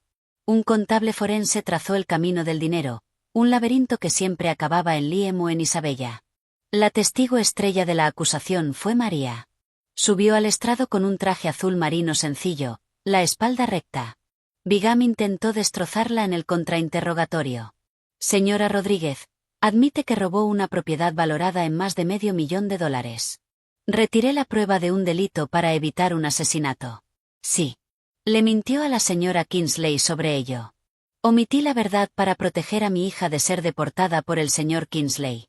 Y grabó en secreto una conversación privada, provocando que mi cliente se incriminara. Eso suena a inducción. Yo tenía miedo. Había amenazado a mi hija. Estaba reuniendo pruebas de su delito para protegerme a mí y a la señora Kingsley.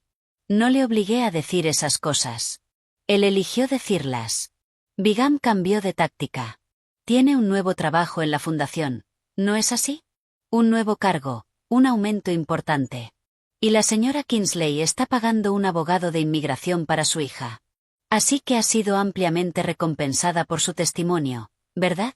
María lo miró, luego miró al jurado con los ojos limpios.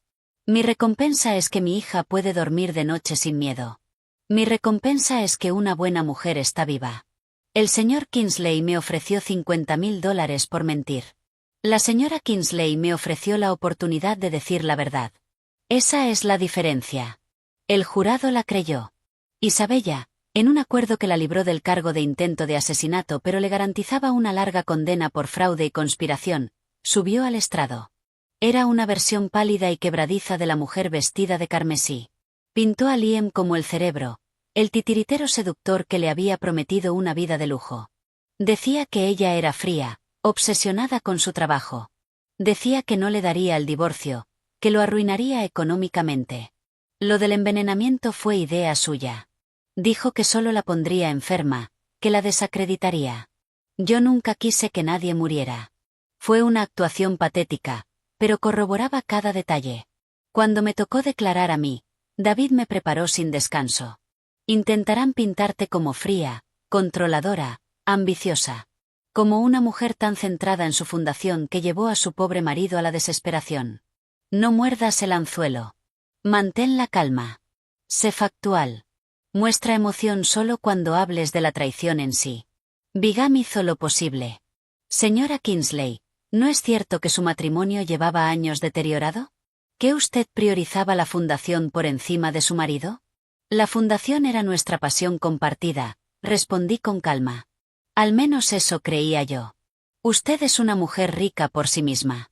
¿Hizo alguna vez que su marido se sintiera económicamente insignificante, emasculado incluso? Objeción, tronó el fiscal. Concedida. Vigan probó otro ataque.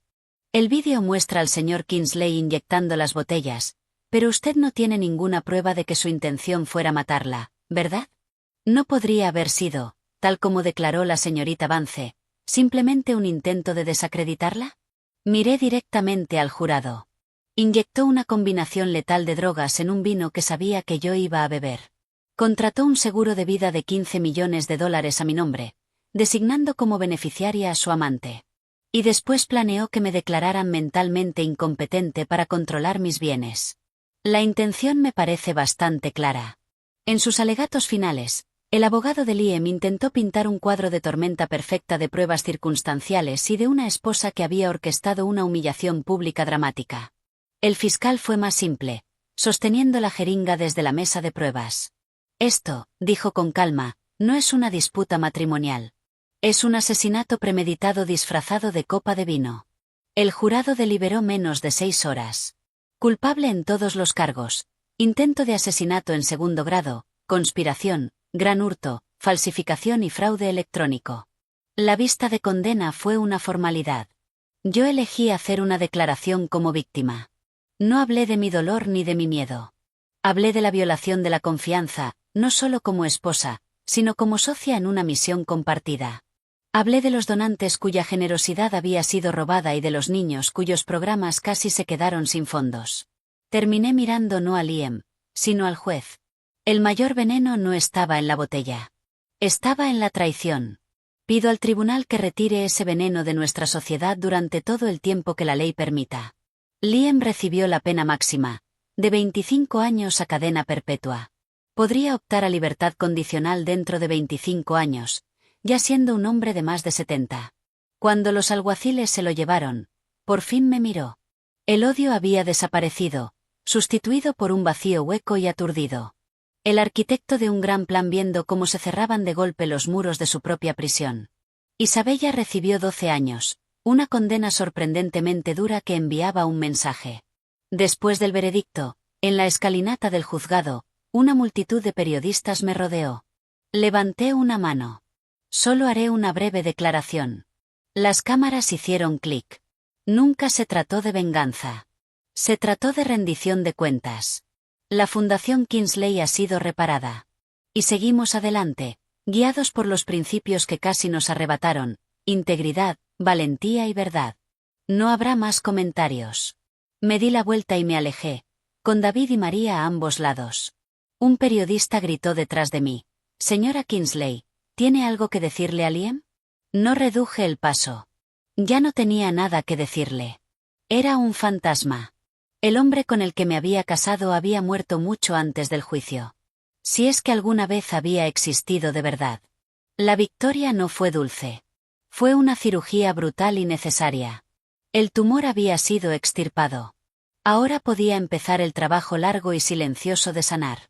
Cuando la puerta del coche se cerró, aislándonos del ruido, María puso una mano sobre la mía. «Se acabó», dijo en voz baja. «No», respondí mirando la ciudad desfilar al otro lado de la ventanilla.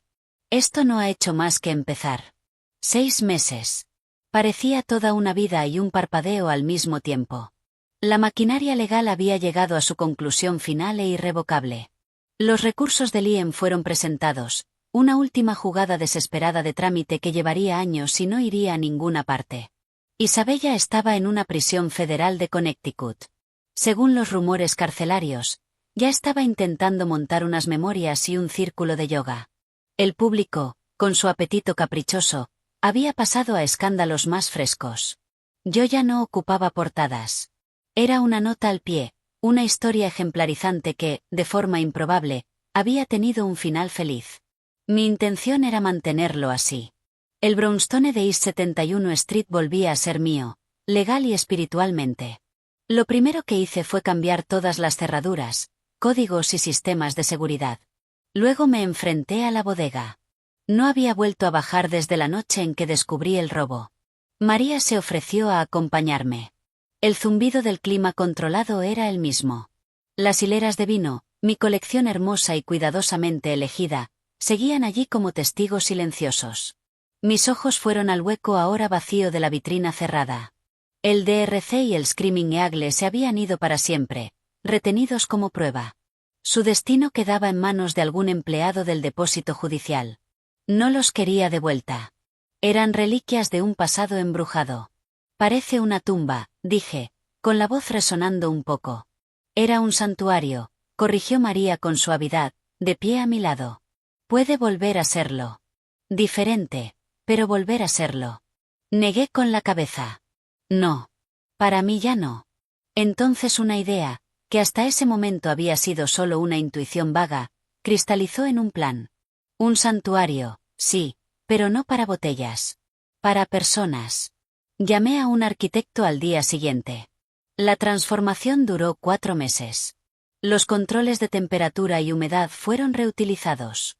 Los botelleros se desmontaron con cuidado. La rica caoba fue lijada y restaurada para convertirla en estanterías de exposición y un mostrador de recepción. Los muros de piedra fueron limpiados e iluminados con sutileza. La vitrina cerrada que había guardado las botellas envenenadas fue conservada, pero tras el cristal ahora ya no había vino, sino 2 objetos, una foto en alta resolución del informe original del laboratorio de la policía de Nueva York y una placa sencilla y elegante que mandé hacer. Decía: recuerda, las traiciones más tóxicas suelen servirse en los recipientes de mayor confianza, y los guardianes más verdaderos a veces aparecen en los lugares más inesperados. Debajo, en letra más pequeña: en gratitud a María Rodríguez. Ya no era una bodega. Era la Galería Vintage Vicens de la Fundación Kingsley, un espacio expositivo dedicado a los jóvenes artistas de nuestros programas comunitarios.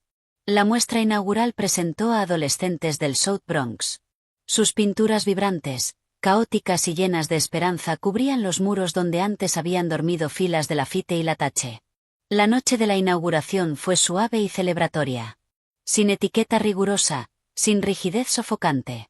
Los artistas, vestidos con su mejor ropa, sonreían junto a sus obras, explicando pinceladas e inspiración a pequeños grupos de mecenas. La hija de María, Elena, ahora ya residente permanente condicional y con un camino claro hacia la ciudadanía, ayudaba como anfitriona de invitados. Su rostro estaba iluminado por una seguridad que antes no le había visto. La propia María se movía entre la gente, no como personal de servicio, sino como la recién nombrada directora de operaciones comunitarias de la Fundación, un cargo y un sueldo que reflejaban su lealtad inquebrantable e incalculable valor. Yo estaba a un lado, observando a un chico alto y desgarbado de 17 años llamado Jamal describir con pasión su obra de técnica mixta sobre el sonido de su barrio a Walter Pierce. Una sensación de calma, de verdad profunda, se asentó dentro de mí. Ese era el legado, no el líquido dentro de una botella, sino la chispa en los ojos de un niño. Más tarde, arriba, en el salón ahora escasamente amueblado, había vendido o donado la mayor parte de la decoración favorita de Liam. María me encontró mirando una caja. Llevaba escrito: Estudio de Liam, objetos personales. ¿Guardaste parte de eso?, preguntó sorprendida. No por elección. Los abogados dijeron que todo era prueba hasta ahora. Solo son papeles y trastos. Abrí la caja. Dentro había cuadernos encuadernados en cuero, vacíos, gemelos con iniciales, unos cuantos libros de primera edición sobre calificación corporativa y un juego de llaves de Dios sabe qué. En el fondo, dentro de una bolsa de terciopelo, había algo que me dejó paralizada. Una botella. Un Chateau Petrus de 1982, uno de los vinos más legendarios y valiosos del mundo. Liam lo había comprado en una subasta 2 años antes. Un trofeo por algún acuerdo que había cerrado. Lo había estado guardando para una ocasión trascendental. Yo me había olvidado de él. Lo saqué. El cristal, frío y pesado en mi mano. Una que se le pasó por alto, murmuré. ¿Quiere que la abra?, preguntó María, medio en broma. Podríamos tirarla por el fregadero. Un ritual. Estuve a punto de decir que sí. Pero entonces pensé en el informe del laboratorio expuesto abajo, en la casi ruina, en la póliza de seguro de vida. Esa botella valía más de $15.000, quizá más. Dinero manchado de sangre en forma líquida. No, dije, mientras una idea tomaba forma. No vamos a desperdiciarla. Vamos a usarla. Miré a María. Tráeme el número de David Chen y el número de la directora del refugio para mujeres del Upper East Side. 3 semanas después, la subasta de liberación se celebró en una elegante galería de Chelsea. El comunicado de prensa era claro. Sarapina Kingsley subastará bienes del antiguo matrimonio y el 100% de lo recaudado se destinará a supervivientes de violencia de pareja. David había sorteado las complejidades legales de vender propiedades que seguían parcialmente a nombre de Liam utilizando las cláusulas de decomiso derivadas de la condena. Los lotes incluían el Petrus, el resto de la colección privada de vinos de Liam, certificados como seguros por expertos, su colección de relojes vintage, su absurdo equipo carísimo de pesca con mosca y el coche deportivo que apenas había conducido. La sala estaba llena, no de cotillas de sociedad, sino de coleccionistas serios, filántropos y prensa respetuosa. Yo me quedé al fondo, queriendo observar, no ser el espectáculo. El Petrus era el último lote. La puja empezó en 10.000 y subió rápido. 18.000 del caballero en línea. 22 en la sala. 25. Sentí una presencia a mi lado. No era María, que estaba cerca del frente. Era un hombre alto, ligeramente encorvado, vestido con una chaqueta de tuid gastada pero buena sobre una camisa oscura. Tenía unos ojos amables y observadores y el pelo más canoso que oscuro. Un gesto poderoso, dijo en voz baja, mirando al subastador, convertir los instrumentos de la traición en herramientas para sanar. Lo miré. No estaba coqueteando. Su tono era el de un colega haciendo una observación. Me parecía el único final apropiado para ellos, respondí. Habían perdido todo placer para mí. Quizá así puedan hacer algún bien. ¿32.000? ¿Oigo 35? Llamó el subastador. Cubrí el juicio, dijo el hombre, todavía sin mirarme. Evan M. Cecal, de The Atlantic. Recordé el nombre. Su reportaje de largo formato había sido de los pocos que se habían centrado menos en el sensacionalismo del veneno y más en el fraude financiero sistémico y en las vulnerabilidades del gobierno de las organizaciones sin ánimo de lucro. Era incisivo, justo y demoledor con Liam. Su artículo fue el único que entendió bien el esquema de malversación, dije. Al fin se volvió hacia mí con una leve sonrisa. La mayoría de los periodistas ven sexo y veneno. Yo veo hojas de cálculo y vanidad. Menos emocionante, pero por lo general mucho más cierto. Adjudicado por 45.000 al postor número 7. La sala rompió en aplausos. El Petrus se había ido. En total, la subasta recaudó un poco más de $380.000. Una línea de crédito contra mi muerte se había transformado en una línea de vida para mujeres y niños que huían de la suya. Cuando la gente empezó a dispersarse, Evan M. Cecal me tendió una sencilla tarjeta de visita.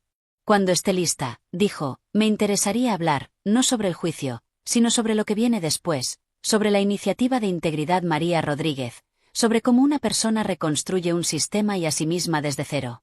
Sin presión. La propuesta queda abierta. Asintió con cortesía y se perdió entre la gente antes de que pudiera responder. Miré la tarjeta. Sin cargo.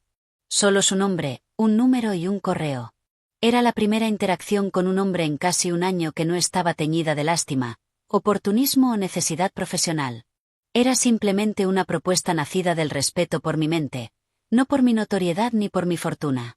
Más tarde esa noche, de vuelta en la casa, María y yo nos sentamos en la nueva galería con una comida sencilla. El arte en las paredes parecía brillar con la luz tenue. Le conté lo de Evan M. Cecal. ¿Un periodista? Dijo enseguida, recelosa. Uno bueno. El que escribió el artículo serio. Quiere hablar de la iniciativa, de reconstruir. María me observó. Es guapo. Me reí. Un sonido real, espontáneo. Ese no es el punto. El punto es que vio las hojas de cálculo, María, no solo la jeringa. Ella sonrió. Una sonrisa suave, sabia. Ese es un buen lugar para empezar. Se inclinó junto a su silla y sacó una botella envuelta en papel marrón sencillo. Tengo algo para usted. Para esta noche. No era una gran botella. Era un Cotes du Rhône honesto y directo. De los que cuestan $20. Un vino para beber, no para venerar. La etiqueta estaba algo gastada. Atada al cuello con un cordel había una pequeña tarjeta. Para el primer vino que compartimos sin fantasmas en la mesa. La mejor añada es la que se comparte en paz. María, sentí un nudo en la garganta. Es perfecto. Fui a buscar 2 copas sencillas a la nueva cocina pequeña que habíamos instalado. Lo abrí. Un suave pop. No el estallido ceremonioso del corcho de un trofeo. Serví. El vino era rojo profundo, sin complicaciones, con aroma a frutos rojos y tierra. Chocamos las copas. Por las nuevas añadas, dije. Por la verdad, respondió ella. Y por la libertad. Salud. Bebimos. Estaba delicioso. No era complejo ni legendario, pero sí robusto, auténtico y profundamente satisfactorio. Sabía al presente, a la seguridad, a una amistad forjada en el fuego.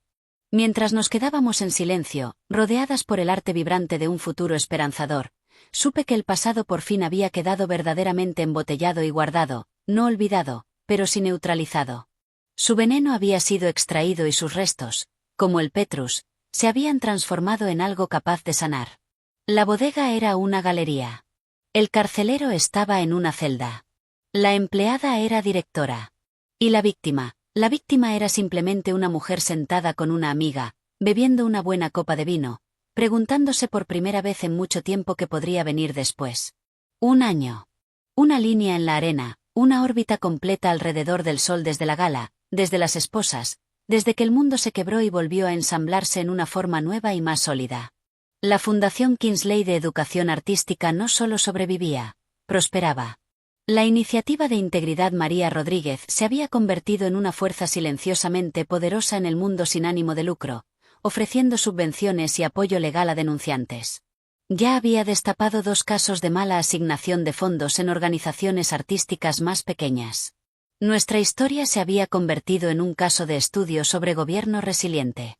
Por eso, en una fresca mañana de martes, me encontré en un salón de hotel en Washington, D.C., no como acusada ni como víctima, sino como homenajeada. Los premios anuales Pilar del Consejo Nacional de Organizaciones sin ánimo de lucro eran un acto sobrio y digno. Mientras esperaba entre bastidores, Walter Pierce se ajustaba la corbata a mi lado. ¿Nerviosa?, preguntó, torpemente. No, dije, alisando la falda de mi traje crema entallado. Después de testificar en un juicio penal, aceptar un premio resulta bastante sencillo. Él soltó una risita. Te lo has ganado. Las reformas, la transparencia, los nuevos programas y esos $2 millones que devolviste de tu propio bolsillo. La Junta nunca ha estado más segura. La presentadora anunció el premio a la excelencia en integridad organizativa y liderazgo ético. Salí al escenario entre un aplauso cálido y sostenido. La luz del foco me resultaba familiar, pero la sensación era distinta. Era respeto, no escrutinio. En el atril miré al público. Gracias. Este premio no es para mí. Es para cada empleado y voluntario que cree que hacer el bien exige hacer lo correcto. Es para la Junta, que eligió la reforma en vez de la retirada. Y, de forma profunda, es para una mujer llamada María Rodríguez, que me enseñó que la integridad no es una norma en un manual. Es una elección que haces en la oscuridad, cuando el precio es alto y nadie te está mirando. Ella es el verdadero pilar. Después del almuerzo, mientras recogía mis cosas, una voz conocida habló a mi espalda. Sigues dándole a ella el mérito, ya veo. Me giré. Evan Mckal estaba apoyado en una columna, con una media sonrisa. Parecía más relajado allí que en la subasta. Es suyo, dije. No esperaba verte aquí. Pensé que cubrías tribunales y corrupción, no ceremonias de premios con pollo recalentado. Mi editor pensó que un seguimiento tenía sentido. Del tribunal al cimiento, la reconstrucción de una filantropía. Menos sexy que el juicio, pero quizá más importante.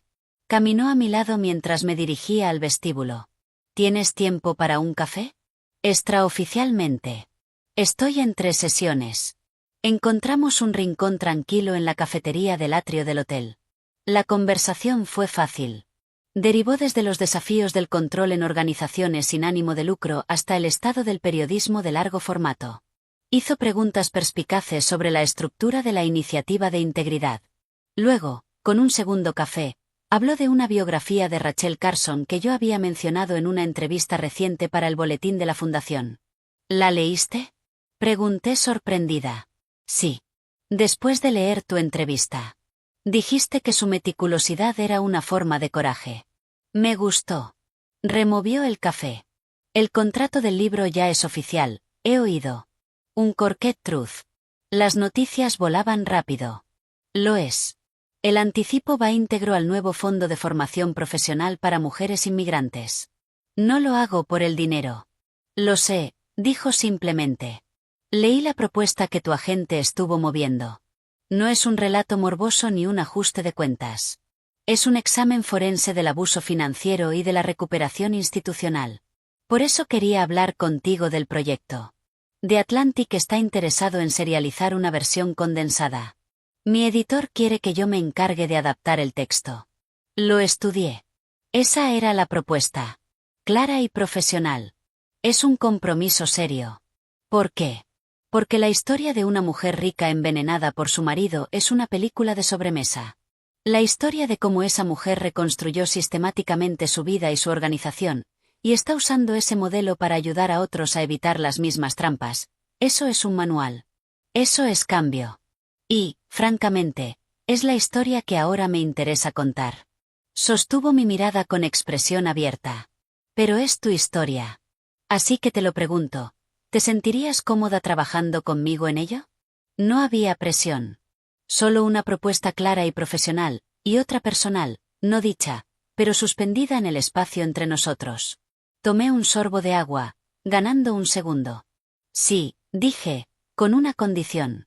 María tendrá aprobación final sobre cualquier parte que la involucre a ella o a su hija. Su privacidad no es negociable. Una sonrisa auténtica, la primera completa que le veía, se extendió en su rostro. Por supuesto. Para mí eso también es innegociable. Sacó el teléfono. Vuelvo a Nueva York en el acela de las 4 de la tarde. ¿Cómo tienes la agenda? El trabajo del libro empezó la semana siguiente. Evan venía a las oficinas de la fundación, una presencia dedicada y silenciosa en la sala de reuniones que acabamos llamando el rincón del escritor. Nuestras sesiones eran intensamente concentradas. Me empujaba a explicar no solo el qué de los esquemas, sino el cómo, la erosión gradual de la supervisión, las pequeñas concesiones que allanaban el camino para delitos mayores. Aquí, decía señalando un pasaje que yo había redactado sobre la primera firma falsificada, lo llamas una violación, pero en ese momento dijiste a la Junta que había sido un error administrativo. Guíame por ese instante. El análisis de coste y beneficio de agitar el avispero frente a la sensación instintiva de que algo no cuadraba. Era agotador, catártico y profundamente profesional. Discutíamos por la elección de palabras. Él desafiaba mi relato. Yo defendía mi perspectiva. Y, a través de ello, se fue construyendo un respeto mutuo, sólido y sin artificio, frase a frase. Una noche, después de una sesión especialmente larga, luchando con el capítulo sobre la trampa de la gala, pedimos cena. El sol se había puesto, tiñendo el horizonte de naranja y morado. La armadura profesional del día se había suavizado. Nunca te entendió, ¿verdad? Dijo Evan en voz baja, sin levantar la vista de sus notas. Liam. Veía la fundación como un activo que controlar, una cosa. Nunca la vio como una extensión de ti, de tu motor interior. La intuición era tan aguda que me robó el aliento. No, dije al fin. Pensaba que era un pasatiempo de mujeres ricas, algo que administrar, como una cartera de acciones o una bodega. ¿Y a María? Preguntó Evan. La veía como una herramienta o un obstáculo, una pieza del decorado. Corregí la vieja rabia, que ya no era más que un eco apagado. Parte de la maquinaria doméstica, invisible hasta que dejó de funcionar al tener conciencia. Evan por fin levantó la vista. ¿Y ahora? ¿Cómo ves todo esto? Hizo un gesto vago, abarcando la sala, la ciudad más allá, la vida que había construido. Lo pensé. Lo veo como mío. No en un sentido posesivo, sino responsable. Como si yo fuera su custodio. Es un legado confiado a mi cuidado. Cuando casi lo pierdo, dudé, luego hice la pregunta que llevaba semanas flotando entre nosotros. ¿Y tú? El periodista que ve las hojas de cálculo. ¿Qué ves? Se reclinó, pensativo. Veo una recuperación extraordinaria. Una historia que merece ser contada. Y hizo una pausa, eligiendo las palabras con el mismo cuidado con que editaba las mías. Veo a una persona a la que me gustaría conocer cuando el libro esté terminado, si eso te interesa. Era la primera vez que reconocía la corriente personal que corría bajo nuestro trabajo. Había puesto un límite en ese cuando el libro esté terminado, asegurándose de que la integridad profesional del proyecto siguiera siendo lo primero. El respeto de ese gesto significaba más que cualquier gran declaración. Si me interesa, dije, igualando su tono tranquilo. La noche de la presentación de Uncorked Truth se celebró en la Galería Vintage Vicens. Era un público muy distinto al de la antigua gala. Gente del mundo editorial, periodistas, defensores de la alfabetización y decenas de mujeres de los programas de formación profesional que el libro estaba financiando. Había expectación, pero una expectación de ideas, no de cotilleo. Di un breve discurso, agradeciendo a mi equipo, a mi editor y a los lectores. Este libro no es unas memorias de victimismo, dije. Es un informe de campo desde la primera línea de la traición y un manual de reconstrucción. Si le da a una sola persona las herramientas para detectar el veneno antes de que se sirva o el valor para hablar, entonces habrá cumplido su propósito. Después, mientras la gente conversaba, María me encontró sosteniendo una botella sencilla, ligeramente polvorienta. Era el mismo humilde Cotes Durrone que habíamos compartido un año antes. Atada llevaba una nueva nota. Para la segunda añada, para demostrar que la primera no fue casualidad. Los mejores vinos, como las mejores personas, no necesitan una etiqueta elegante, solo corazón. Tu amiga, María. La abracé con fuerza. ¿Me estás regalando la botella de nuestro aniversario? No es un aniversario, dijo con los ojos brillantes. Ya es una tradición. Miró por encima de mi hombro hacia donde Evan hablaba con Walter Pierce. Es un buen hombre. Escucha. Sí, lo hace, respondí. Más tarde, cuando la gente ya se estaba yendo, Evan se acercó a mí junto a la vitrina conservada como evidencia. Miró la placa y luego me miró. Ya está hecho. La serialización empieza el mes que viene. La respuesta va a ser grande. ¿Estás listo para la siguiente historia? Pregunté. Me interesa más la que aún no está escrita, dijo. Y entonces, como si temiera haber sido demasiado ambiguo, aclaró. El próximo plan quinquenal de la Fundación, los datos de los programas de formación profesional, los primeros graduados. Esa es la secuela que quiero cubrir. Me estaba ofreciendo un futuro de conexión profesional. Una puerta abierta de forma invitadora. En ese momento, Elena Rodríguez, radiante de orgullo, se acercó con un joven, un recién graduado del programa culinario que la Fundación había financiado. Señora Kingsley, Evan, este es Matteo. Ahora es pastelero en Café Valid. Mientras lo felicitábamos, la sala se llenó de una alegría cálida y sencilla. Miré alrededor, el arte, el rostro orgulloso de María, el futuro de Elena desplegándose, la presencia tranquila y firme de Evan. El pasado era un libro cerrado. Literalmente. El presente era una obra de creación reflexiva y deliberada. Evan se inclinó un poco hacia mí. Su voz, solo para mis oídos. Una vez dijiste que eras una custodio. De todo esto. ¿Tu labor de custodia permite cenar la semana que viene? Sin notas. Sin grabadora. Sostuve su mirada, viendo al periodista cuidadoso y al hombre curioso, ambos esperando una respuesta.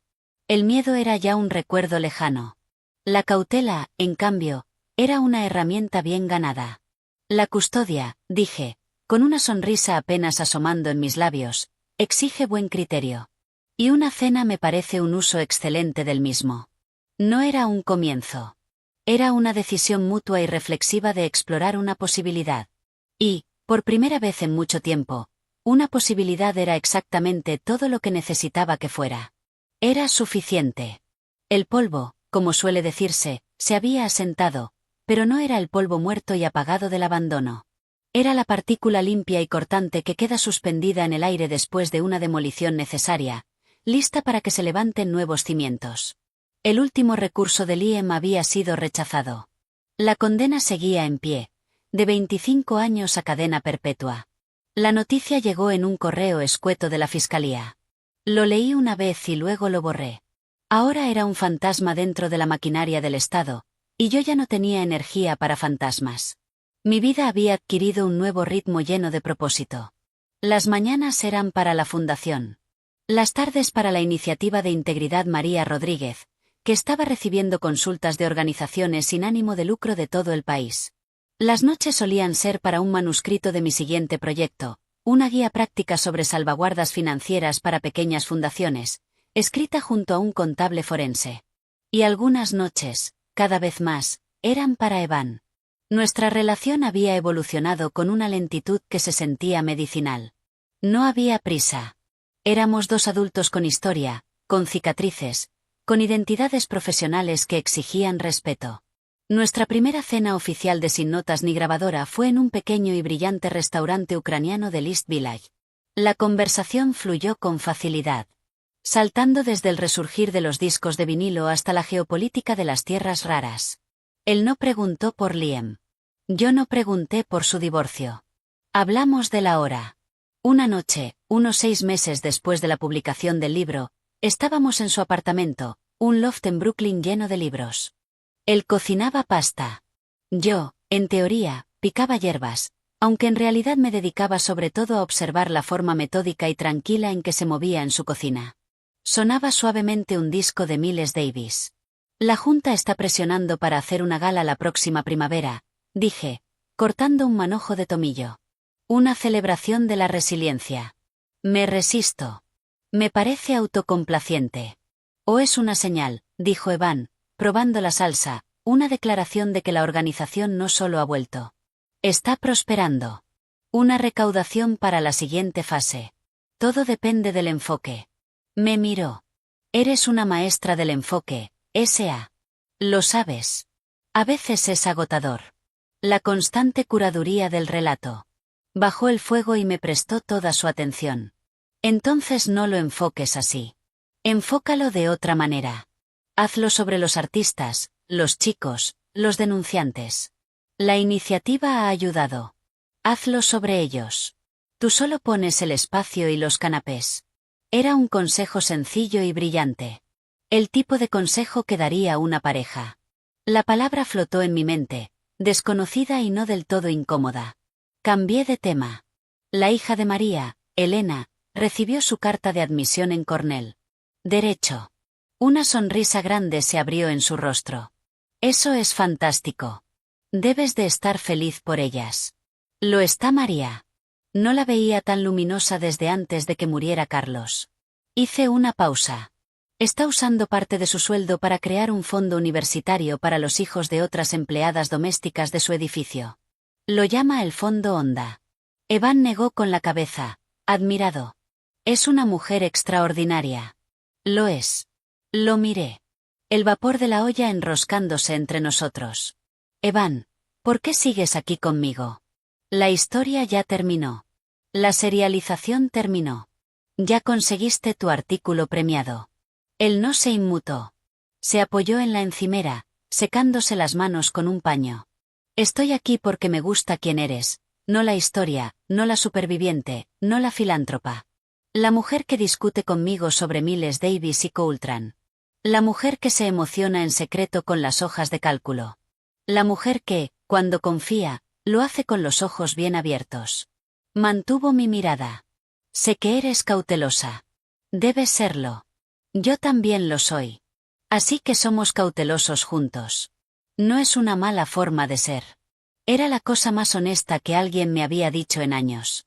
No había gran pasión ni necesidad desesperada. Había una elección. Expresada con claridad. Cautelosos juntos, repetí, probando las palabras. Sonaban fuertes. Puedo trabajar con eso. La gala de celebración de la resiliencia terminó no siendo una celebración de mí. Fue una exposición. La Galería Vintage Vicens y las plantas principales de la casa se entregaron a la obra de los beneficiarios de la fundación. Fotógrafos adolescentes de Harlem expusieron sus retratos. Un cuarteto de cuerda de nuestro programa de música tocó. La comida fue preparada por graduados del programa de formación culinaria, entre ellos un Matteo radiante, el novio de Elena.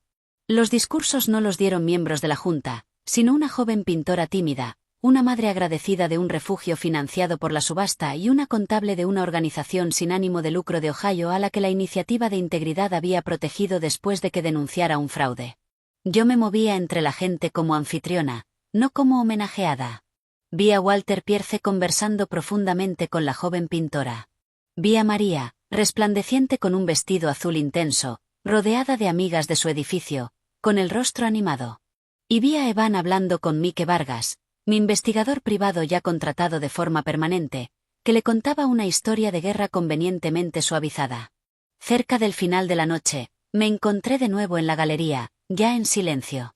El arte parecía respirar con la luz atenuada. María se acercó con 2 vasos de agua con gas. Un éxito, mi amiga, dijo, entregándome uno. Lo fue, ¿verdad?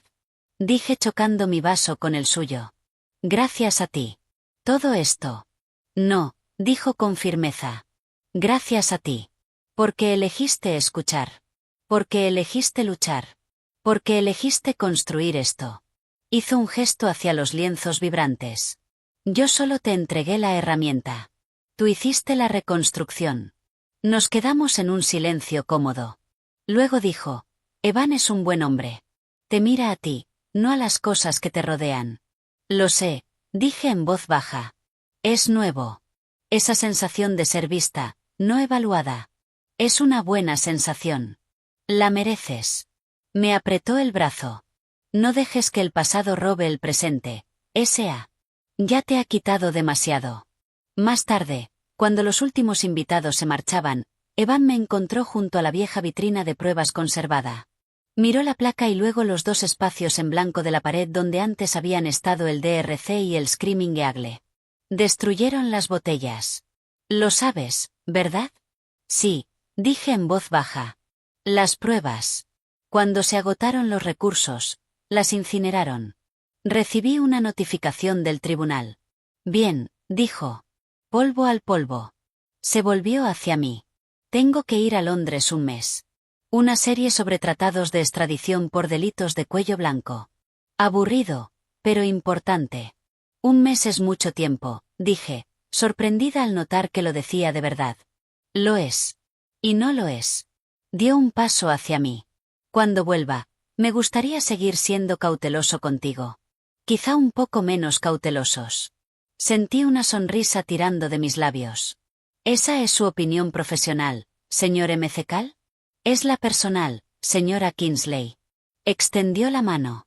Dudó un segundo antes de apartarme con suavidad un mechón de pelo de la mejilla. El gesto fue sencillo, eléctrico en su sinceridad. No soy él. No quiero lo que fue tuyo. Me interesa lo que es tuyo y lo que es mío y lo que podríamos elegir construir juntos. Despacio, con los ojos abiertos. El fantasma de Liam, la sombra del veneno y la traición, que todavía a veces susurraba en los momentos más silenciosos, enmudeció. En su lugar estaba esto. Un hombre lúcido ofreciendo un futuro lúcido. No un rescate. Una alianza. Me gustaría eso, dije. Y fue la frase más verdadera que había pronunciado en toda la noche. Se fue poco después, con la promesa de llamar desde Heathrow. Cerré la casa. El silencio ahora era cálido y acogedor. En la galería, una de las luces con sensor de movimiento se encendió, iluminando una pintura impresionante y caótica de una ciudad, toda en dorados audaces y rojos desafiantes. Se titulaba Nuevo Amanecer, misma ciudad. Pensé en el fondo honda de María, en Elena en Cornell, en las mujeres del refugio, en el hombre cuidadoso e inteligente volando a Londres, en el trabajo que aún quedaba por hacer. El pasado era un libro cerrado, y sus capítulos más tóxicos habían sido incinerados físicamente. El presente era este espacio silencioso y bien iluminado, creado por mí. Y el futuro no era algo a lo que temer ni que controlar, sino una serie de decisiones tomadas deliberadamente con buenas personas a mi lado. Apagué la luz, dejando que el arte durmiera en la oscuridad. La casa ya no era una fortaleza, ni una escena del crimen, ni un trofeo. Era simplemente un hogar. Y yo ya no era una víctima, ni un objetivo, ni una superviviente. Por fin era solo Sarapina. Y eso era más que suficiente.